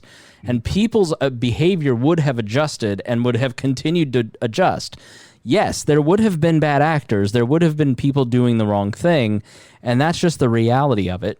But when any form of prohibition creates a perverse incentive in people because they want to be rebellious. And so they want to start going out and they want to do the thing that you tell them that they can't do, and then government applies things so unevenly that you've got landscapers deemed essential. They're out working. Construction workers are out working, but you're telling me that these other sets of employees are not essential, that they can't work, that they can't live their life. Like it's unfairly and unevenly applied, and it increases the amount of misery. And that is something that just cannot, it's not that I want it to open up or think it should open up or whatever. I think there's going to be civil unrest once we get to the summer, because when you start combining the fact that you have mass unemployment, you have a lot of tension, people are literally arguing over, if you go outside, you're going to kill me. You have, I'm in a Facebook group that the lovely Trisha Stewart-Mann started about Karen posting. You've got surveillance by neighbors going on. You've got that. You have all this uncertainty. Predictability is what really helps people. And if you're a governor of a state, you've got to come out and give people predictability. And I know that you've got to make the tough decision of balancing public health and what these public health officials are saying, but also understanding the very real impact of if you let this stay shut down too long and people can't work, then you're going to get civil unrest, because as the weather gets nicer and people are cooped up in their houses and you're now going to arrest people for going to parks or driving their cars like in Pennsylvania, or these little tyrants that make these tiny decisions. Every time you see one of these people getting arrested on the beach alone, you go, that's one less day I'm going to stay in quarantine voluntarily. And you start to get to a point where people will just start disobey. Wait a minute. Let's keep it going. Keep everything going. Let's start the civil disobedience move. I think that's really where it needs to get. Like, you have to understand, politicians are absolute pussies. They do exactly what they're told to do by the loudest voice. And so if you're mad that you're not working and you're afraid for your economic situation, call your representatives, call your governor's office, start calling people. Now, the reality is the decent thing for the next 2 to 3 months is staying inside. It's the best, most logical, rational choice. Is staying in, sheltering in place, being quarantined. I'm not going to change my behavior. If a restaurant opens up, I'm not going, because I don't know if I've had it. I think I may have had it, but until I can get an antibody test, I'm not putting anybody in my family at risk, and I'm not putting myself at risk. And so the open up the economy people need to know, that's the reality. The behavior is permanently changed somewhat. And so you're not going to go back to the tips that you may have had in January. And I think Donald Trump is one of these people who thinks that he can will the economy back to January 2020 by September 2020. And that's just not the reality. We're in for the long haul. And so but the people who are going to have to shelter in place more aggressively than I might have to, you're going to have to understand the rest of those people are not trying to kill you. They're trying to not lose their house or not lose their car or pay for insurance and insulin. Like, people have to work. There is a consequence to keeping people sheltered too long, and it will be civil unrest. And I think at the end of the day, the deal was if you stay in your house until May, then we're going to flatten the curve. We've built capacity, and we have a better chance of dealing with this. But it is unreasonable and irrational to think that you can protect everybody from this disease. You just can't. Like, the reality is everybody's going to have to be exposed to this disease at some point. And when you keep everybody in a zip code, the only place they can go is one store. You've created a hot zone for that zip code. You've made the problem somewhat worse because everybody's going to the grocery store. Everybody's bored, so the people who can't stay, they're going to the I'm out of Ziploc bags. Like, I literally had that thought today. I'm like, I'm out of Ziploc bags. I should probably go to Meijer. Like, no, I don't need Ziploc bags. Like, I've got other bags I can use, but that pops up. And so what does everybody who doesn't have self-control do? They go to the store, right? Well, you've got a mass quarantine and people are still going out. They're still doing, but you're funneling them into a single location, and you're going to make that, you're not actually achieving what your public health officials think they're achieving. So, I don't know. There is no right answer here. There is only sucky answers, and the sucky answer is everybody's behavior is going to change, and nobody's going to get paid as much. And there's just, like, I don't know. Is that message filtering down, Levie, to you, to your friends? Like, is that reaching people that are kind of half paying attention, do you think? I don't know. I think in some ways it is, but that's still a big question mark. I'm going to leave it at a question mark. Okay.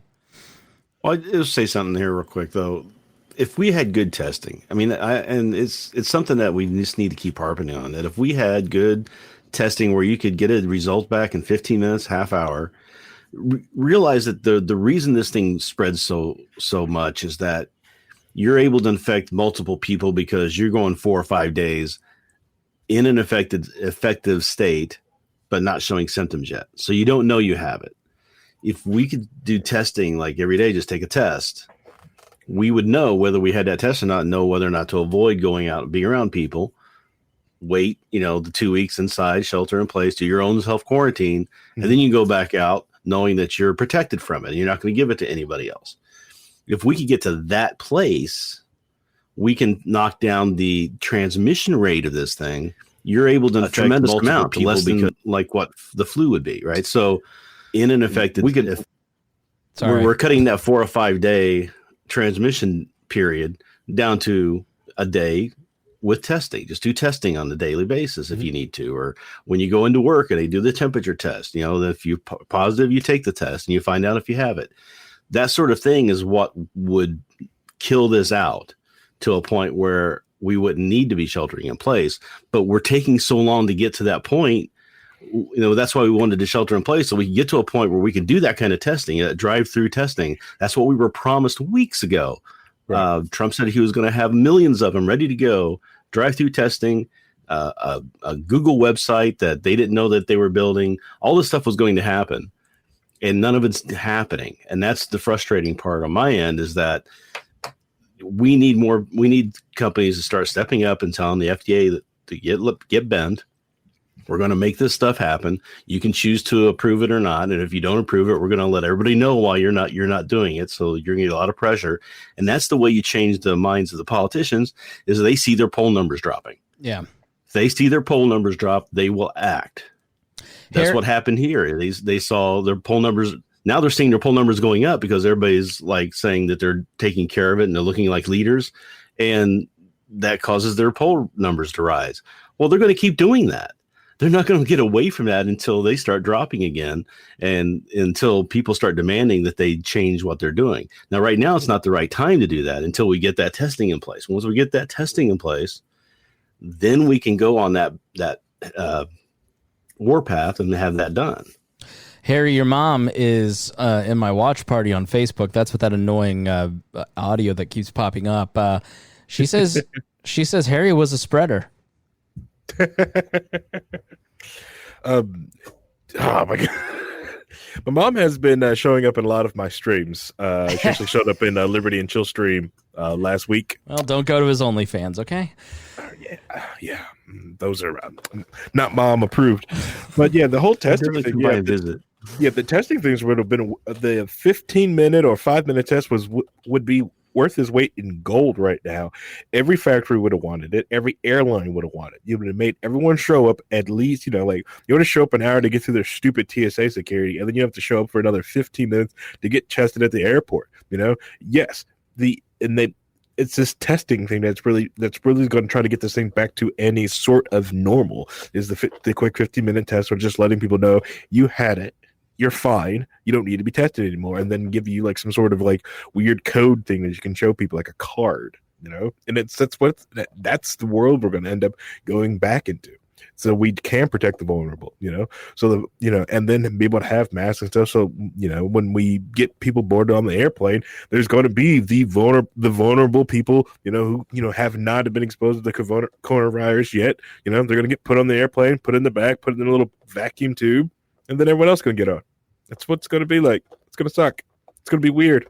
But hey, and people may want to choose to get it. If they think that they're able to beat it, if they're in good health, they're young, they'll say, "I'll take the chance, 98% chance, right, to beat this thing, and then I can be protected from it as well." There's people who are going to want to do that and want to congregate and have those pox parties to try to get the herd immunity back up a little bit more. But the problem is that we can't go down the herd immunity path right now because we have no way of identifying who has and who doesn't have it for such a long period, right? So that's that 4 or 5 day period that's just what's really driving all of this. Knock that down with the testing, we can go down that path. Mm-hmm. Yep. But it all like, stems back to the bungling of the test.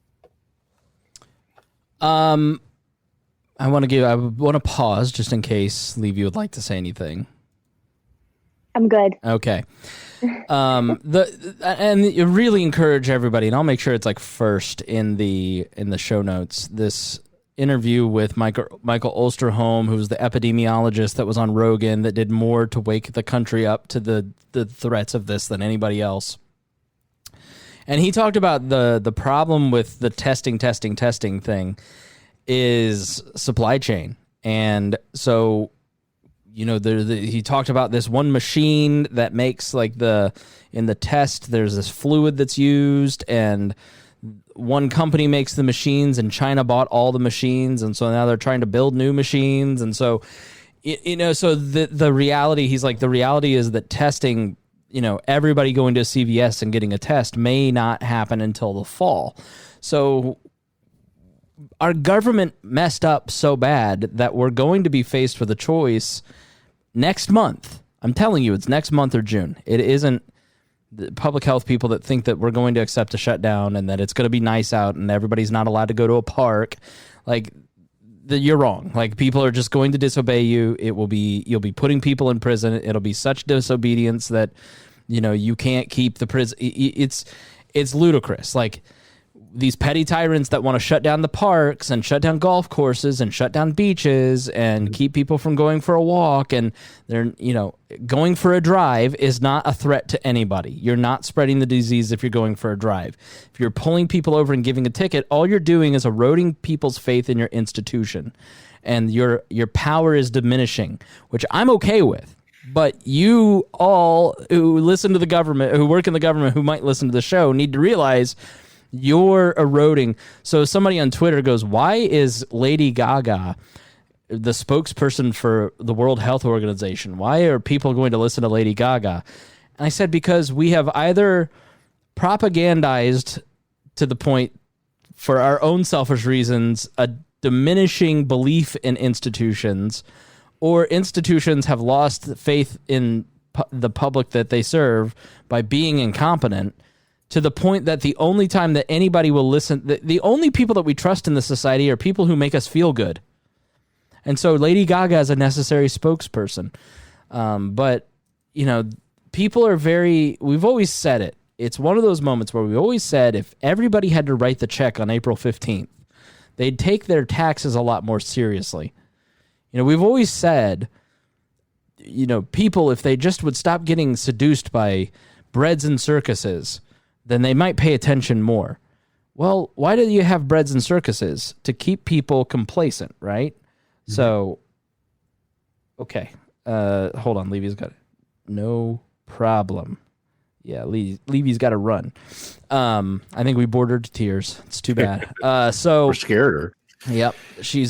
So the reality is that you, what was I saying? Oh, if you think that there is a governor in this country or presidents or people who are up for election who think that they want to shut down their economies in an election year, you're fooling yourself. If you think there's a politician in the country that wants to shut down the breads and circuses and keep you from going out, you're fooling yourself. They want you spending money. That's the entire reason that the Fed is in charge of unemployment. They want everybody working. Why are they in charge of unemployment? The Fed is in charge of unemployment after a riotous 60s and 70s. They want people working. Where liberty is going to be lost is in the places that you don't feel it. Do you ever think about all that Edward Snowden revealed? Do you ever think about the fact that every single electronic communication that Harry does, but everybody else, do you ever think about the fact that every text message, picture, every piece of information and data that you send over the internet around the world is collected, including in the United States?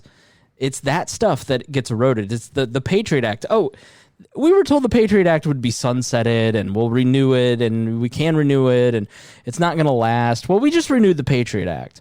It's going to be in the places that you don't expect it. And lo and behold, while we're doing this show, Politico at 7:55, almost an hour ago, posted the following article. Kushner's team seeks national coronavirus surveillance system. Okay, this is where liberty is lost. This is what I've been talking about. And so people keep bringing up South Korea, for instance. They keep bringing up Sweden. The data's not in on Sweden. We don't know if they're going to catch on fire. Sweden has not shut anything down. They're all doing what they say. I saw AEIR wrote an article from a guy who was in Sweden, and he basically was like, everybody here is super responsible and takes this very seriously, and they're all staying inside. So nobody needed to be shut down. Unlike a lot of you rubes who were going on St. Patrick's Day to go drink at your local bar. Like, the difference is that they were going to make choices that Americans were not going to make. And the South Koreans keep getting brought up. Well, the South Koreans have a very intense surveillance system across the spectrum. They used tracking and data. Like, are you comfortable? So we need to get the economy going. Let's do what South Korea did. Okay, well, they did a lot more testing about 6 weeks before it hit, and then isolated people and traced them and put basically a digital tracker on their phone that said, hey, you can't leave your house, and if you leave your house, this is going to beep, and we're going to come pick you up because you're a spreader. And they're not going to take you to friend jail. They're going to take you to a pit. To a quarantine. Put a bullet in you. House. Well, that's North Korea. This is North Korea, right? Yeah. South Korea. But they're coming to pick you up and they're taking your freedom. StarCraft mines. Yeah. It's not that that certainly would be possible in America for the government to do that if they got cooperation from the 3 or 4 major cell phone companies, but it probably wouldn't be able to be spun up in time, and so that's not possible. But would Americans accept? It's already there. Right. Would Americans, a lot of this data showing where my cell phone has been going is a little creepy, but would America be comfortable with the government of some sort putting a tracking device on their phone? Do you think that they're ever going to take that off? So you're choosing to stay at home for the next month and making that financial sacrifice and losing that little bit of freedom, or you're talking about a more permanent freedom that is lost of the government tracking you. And the problem is the people are already okay with doing that because they're turning that stuff on their phone because they find convenience of it, and they're giving it to the government automatically anyway. Right. So I don't think they're that. I don't think the majority of people are as concerned about that sort of thing as we might be. Right. About privacy and what the government can do and why they can do it. I think once the government starts abusing that information, you might see them starting to get the hint and why that's not a good thing. But with the frog boiling situation that's happening with that information, people will just keep accepting it. They already do that. They're just too incompetent to do anything with the information.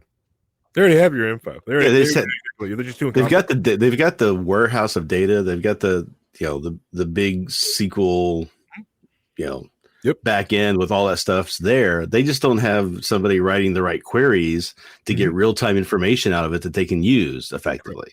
Once they get some smart people in there that know how to write that code, that data is ready to be pulled from. But they can't, because the smart people that know how to do anything with that data work at Apple or Amazon to sell you stuff. If you're good at doing that, you work for Apple to make sure people like Chris keeps buying the new Apple product. They track him, they watch him, they know exactly when his battery's going dead, they know exactly when he's going to want to buy a new phone, and they'll start sending him ads for it. Well, I got an HP printer, and they're like, wanting to send information to their servers to let my printer tell them when I'm out of ink, and they'll send me some ink. Yep. I'm like, no, I don't want you to do that. Well, at work, right? Someone was looking at the weird firmware on the printers. It was like, what is this weird firmware? It's like it's a Russian firmware on it. Why? So it allows me to use any toner I want. I don't have to buy it straight from Lexmark. Screw them. All right, so let me read this in real time, and we'll give you some information. We've not digested this, so it's just sort of a gut reaction. So if you're listening this 8 years later, I don't know what to tell you. White House senior advisor Jared Kushner, who is his son-in-law, Trump's son-in-law, his task force has reached out to a range of health technology companies about creating a national coronavirus surveillance system to give the government a near real-time view of where patients are seeking treatment and for what, and whether hospitals can accommodate them, according to 4 people with knowledge of the discussions. The proposed national network could help determine which areas of the country can safely relax social distancing rules and which should remain vigilant. But it would also represent a significant expansion of government use of individual patient data, forcing a new reckoning over privacy limits amid a national crisis. Health privacy laws are already grant broad exceptions for national security purposes. But the prospect of compiling a national database of potentially sensitive health information has prompted concerns that its impact on civil liberties well after the coronavirus threat recedes, with some critics comparing it to the Patriot Act enacted after the 9/11 attacks.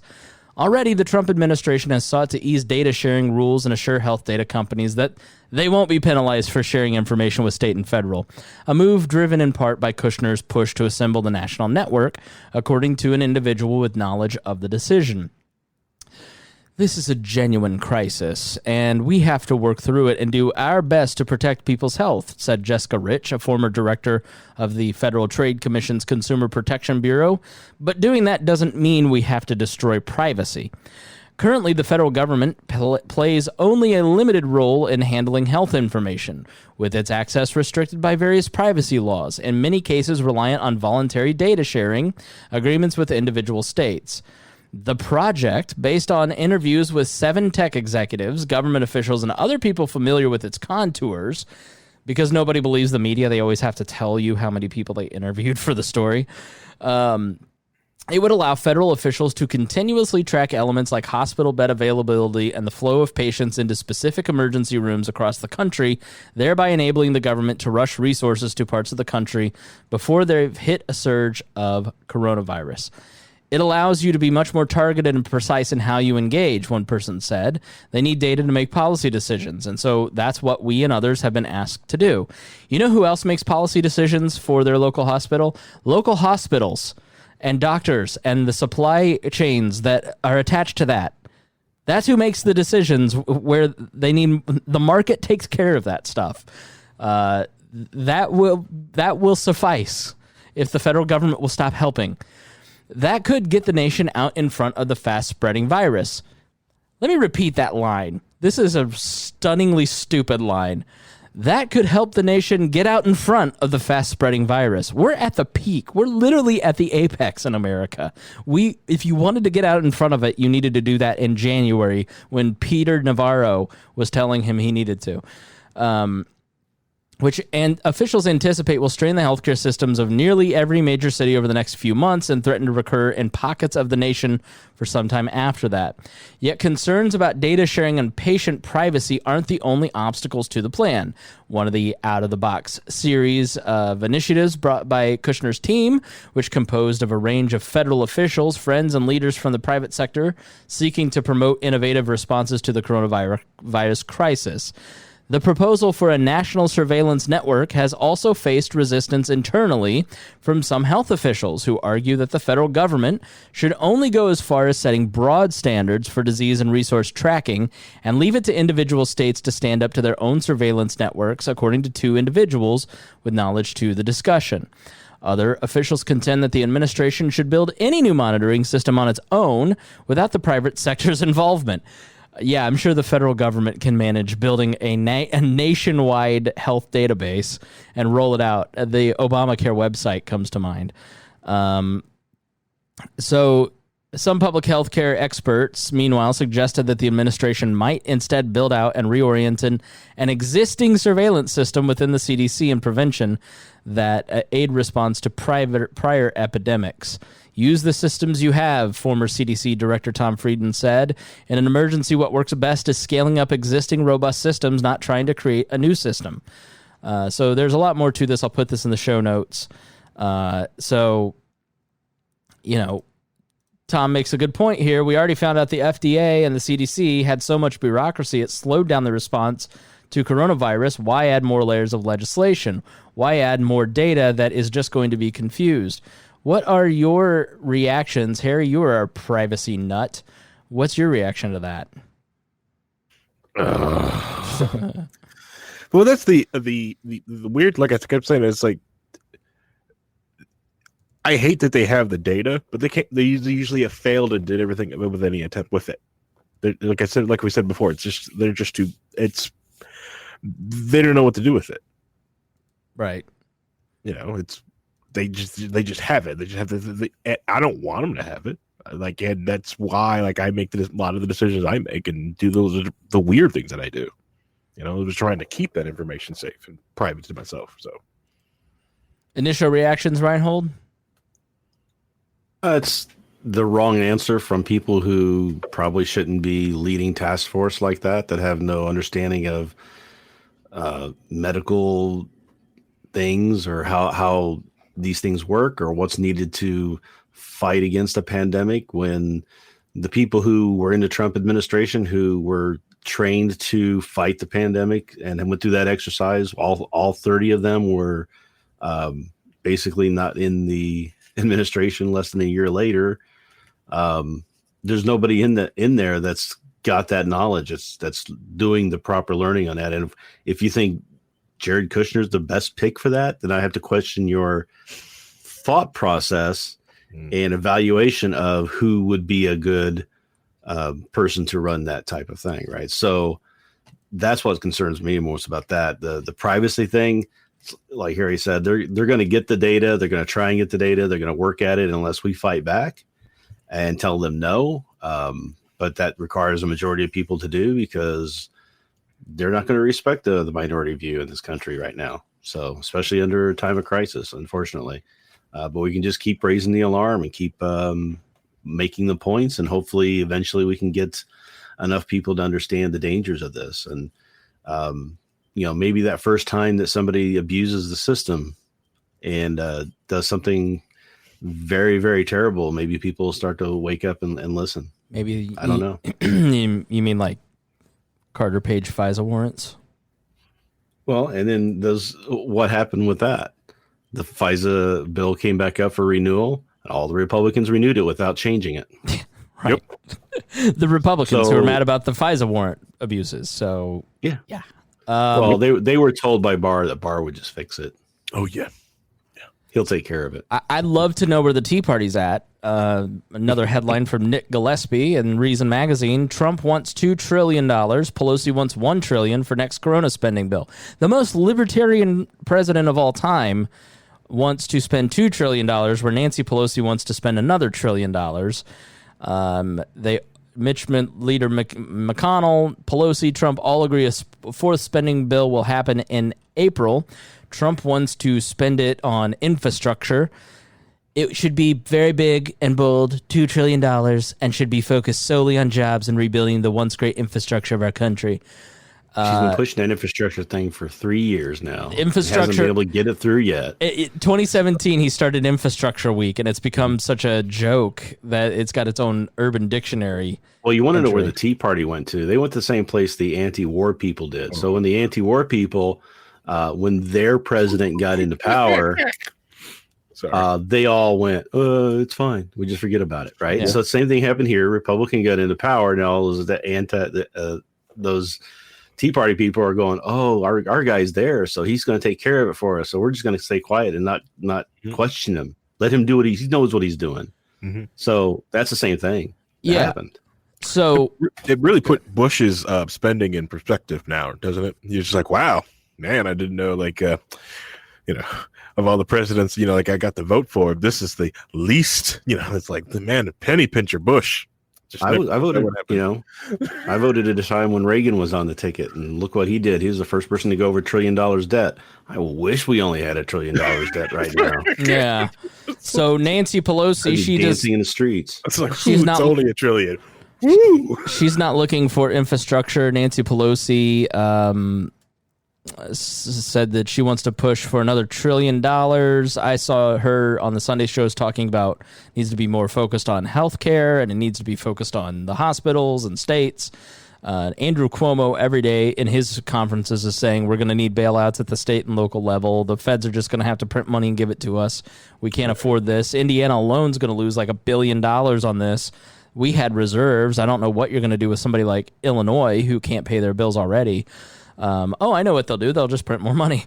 So McConnell buy some of Chicago. Let us buy it. Yeah. Did you see the Chicago mayor got a haircut and everybody's pissed because it's illegal to get a haircut right now, but she got one? Oh, my barber used gloves.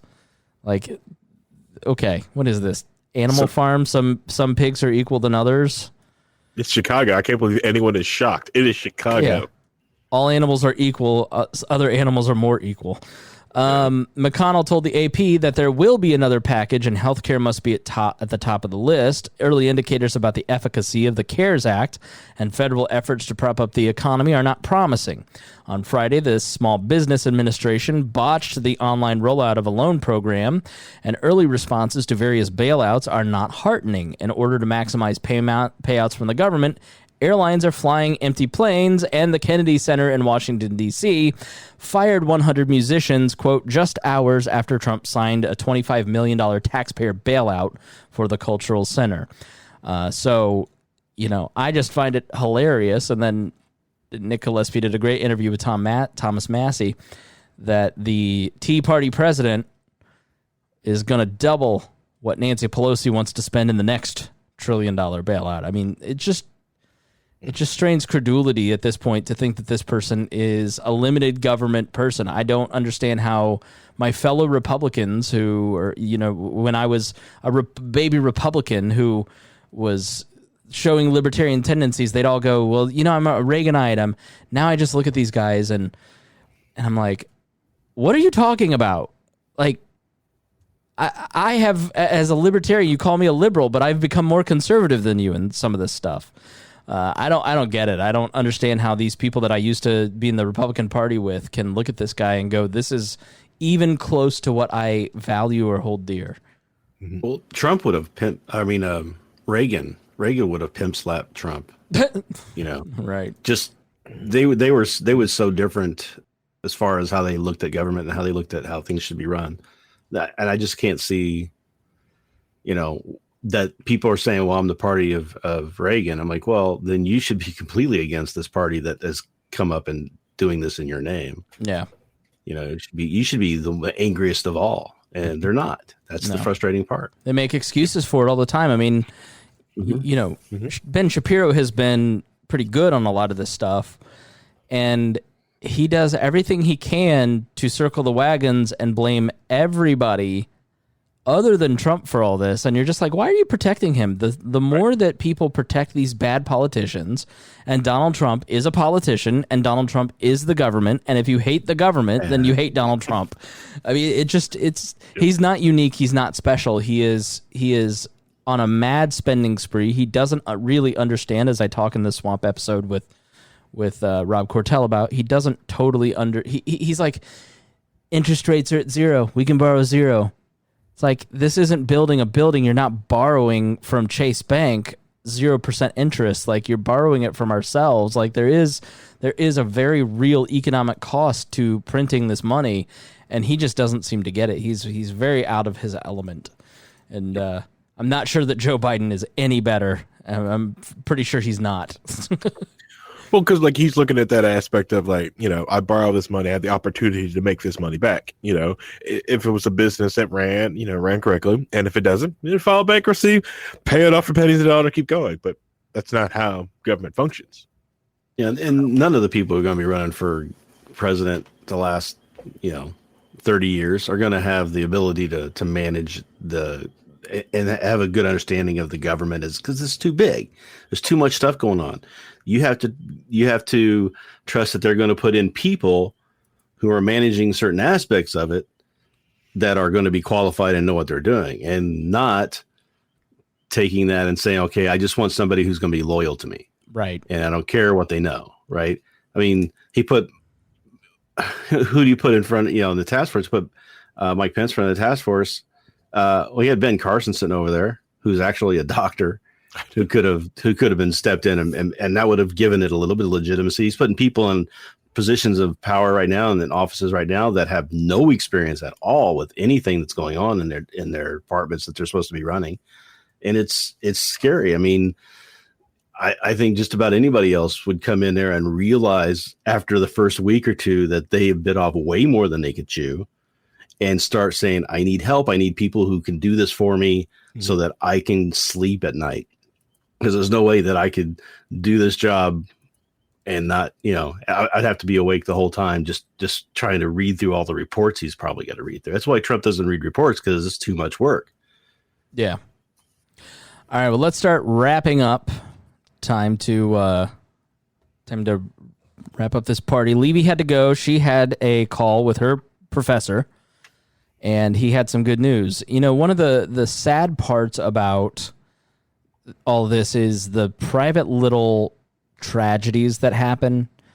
The person that's the first in their family to graduate from college and they don't get to walk, and or the senior who doesn't get to experience their last day in high school, or nothing lethal, nothing like major, like job loss, nothing terribly panic inducing, but just like the things that are really hard for people and contributes to the grief. And one of the things that Levie was going through was that she's worked so long, many semesters, to get to graduate with her degree in ceramics and she's a fantastic artist. As you can always tell when she's on, she's always got like a great setup.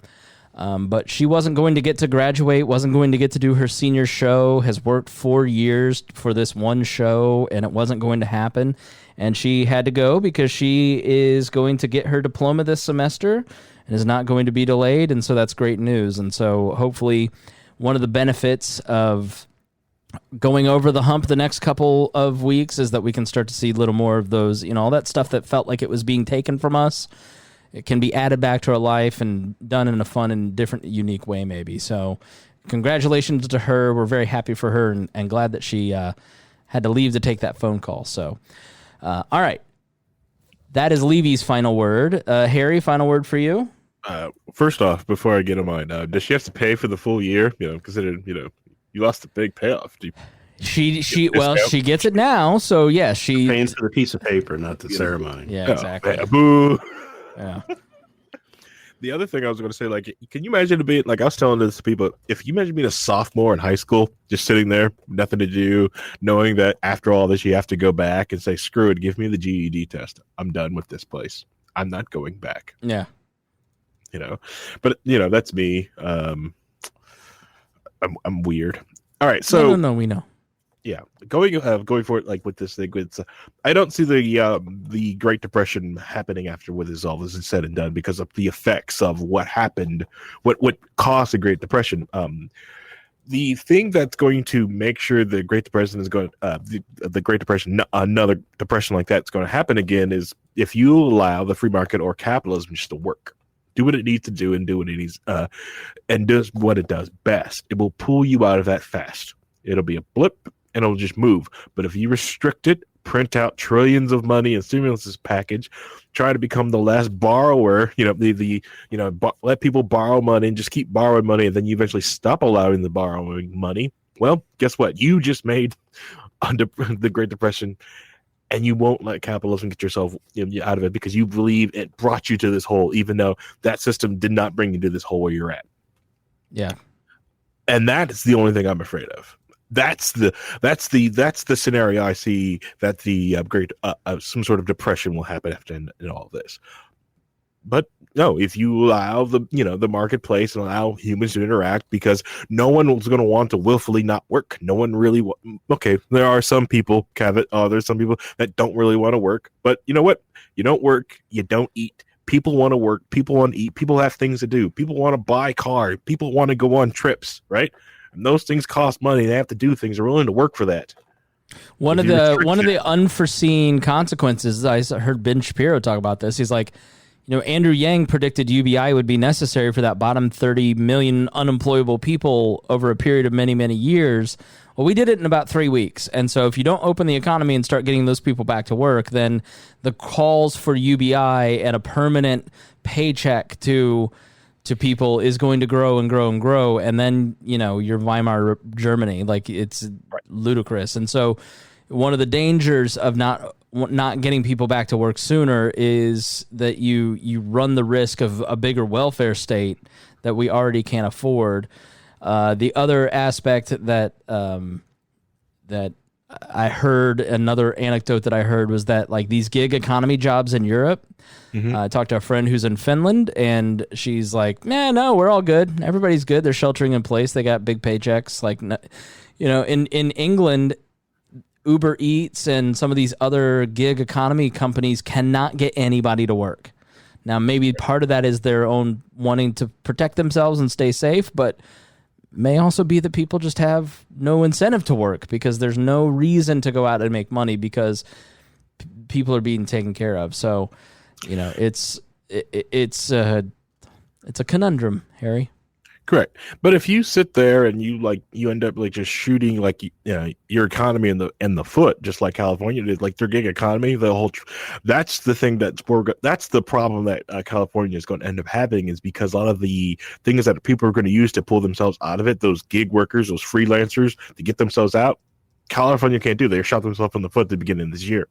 Right. So either they repeal that as fast as they freaking can, right?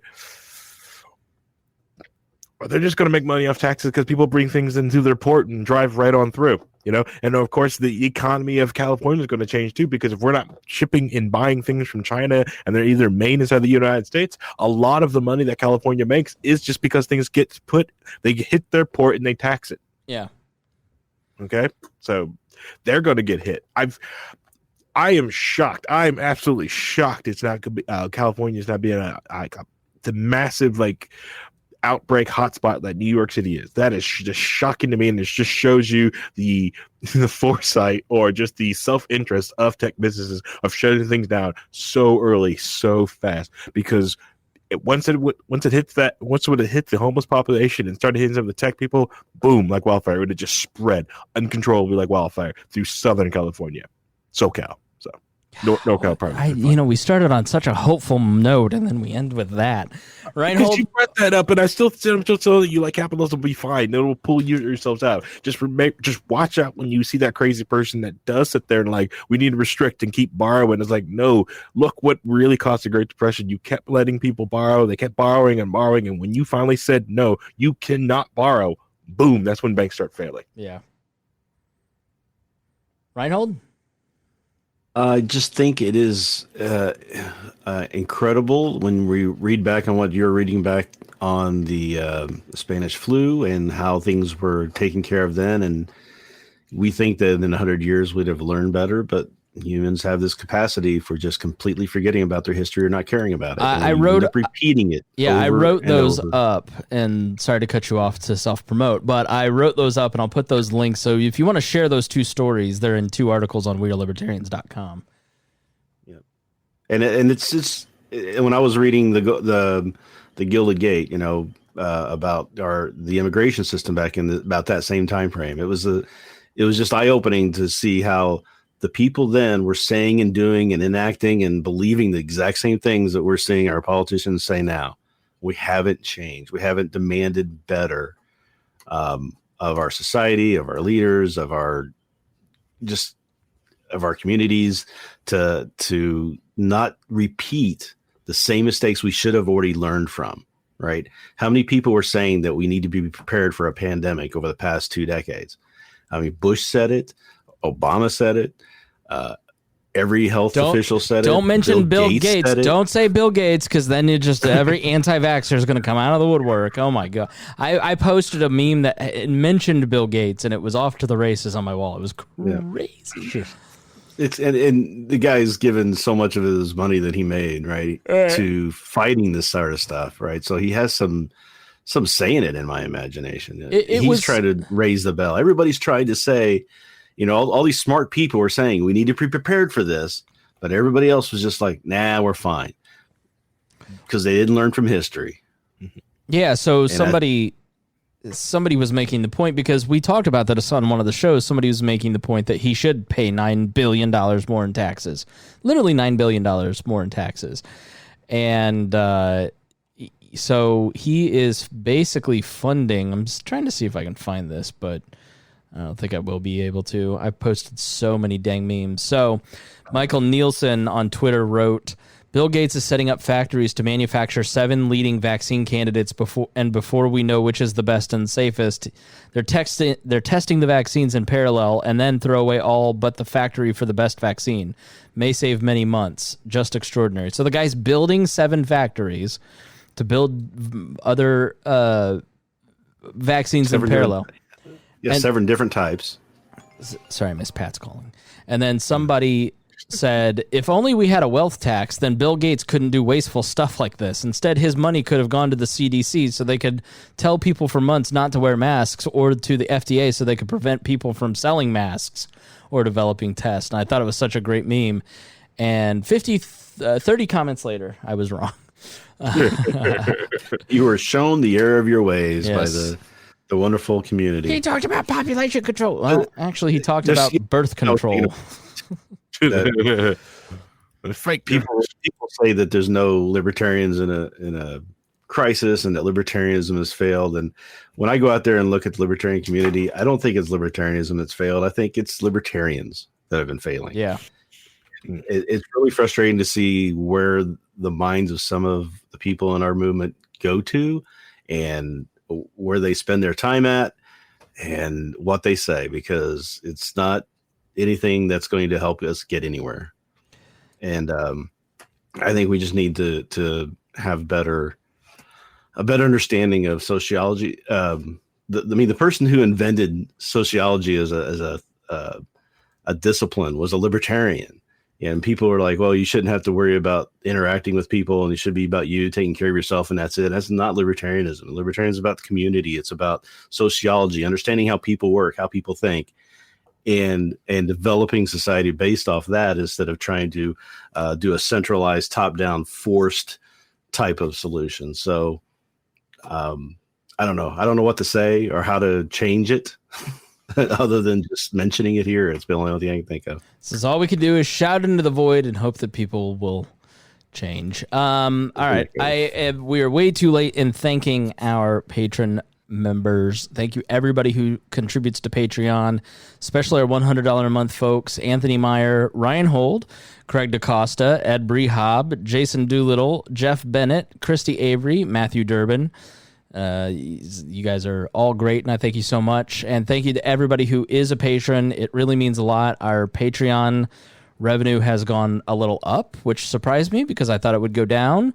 But we've gotten many great comments. Many people have praised us for such great content during all this, and we've been just working hard to try and bring you all kinds of good stuff and keep you thinking about a bunch of different things. And I'm just like, I'm loving it. I'm loving the intellectual challenge of trying to figure all this stuff out for you. And I still feel like there's not enough hours in the day to prep for this show. So just keep being decent to each other. Keep being nice to each other. Try to just be the person that diffuses the tension.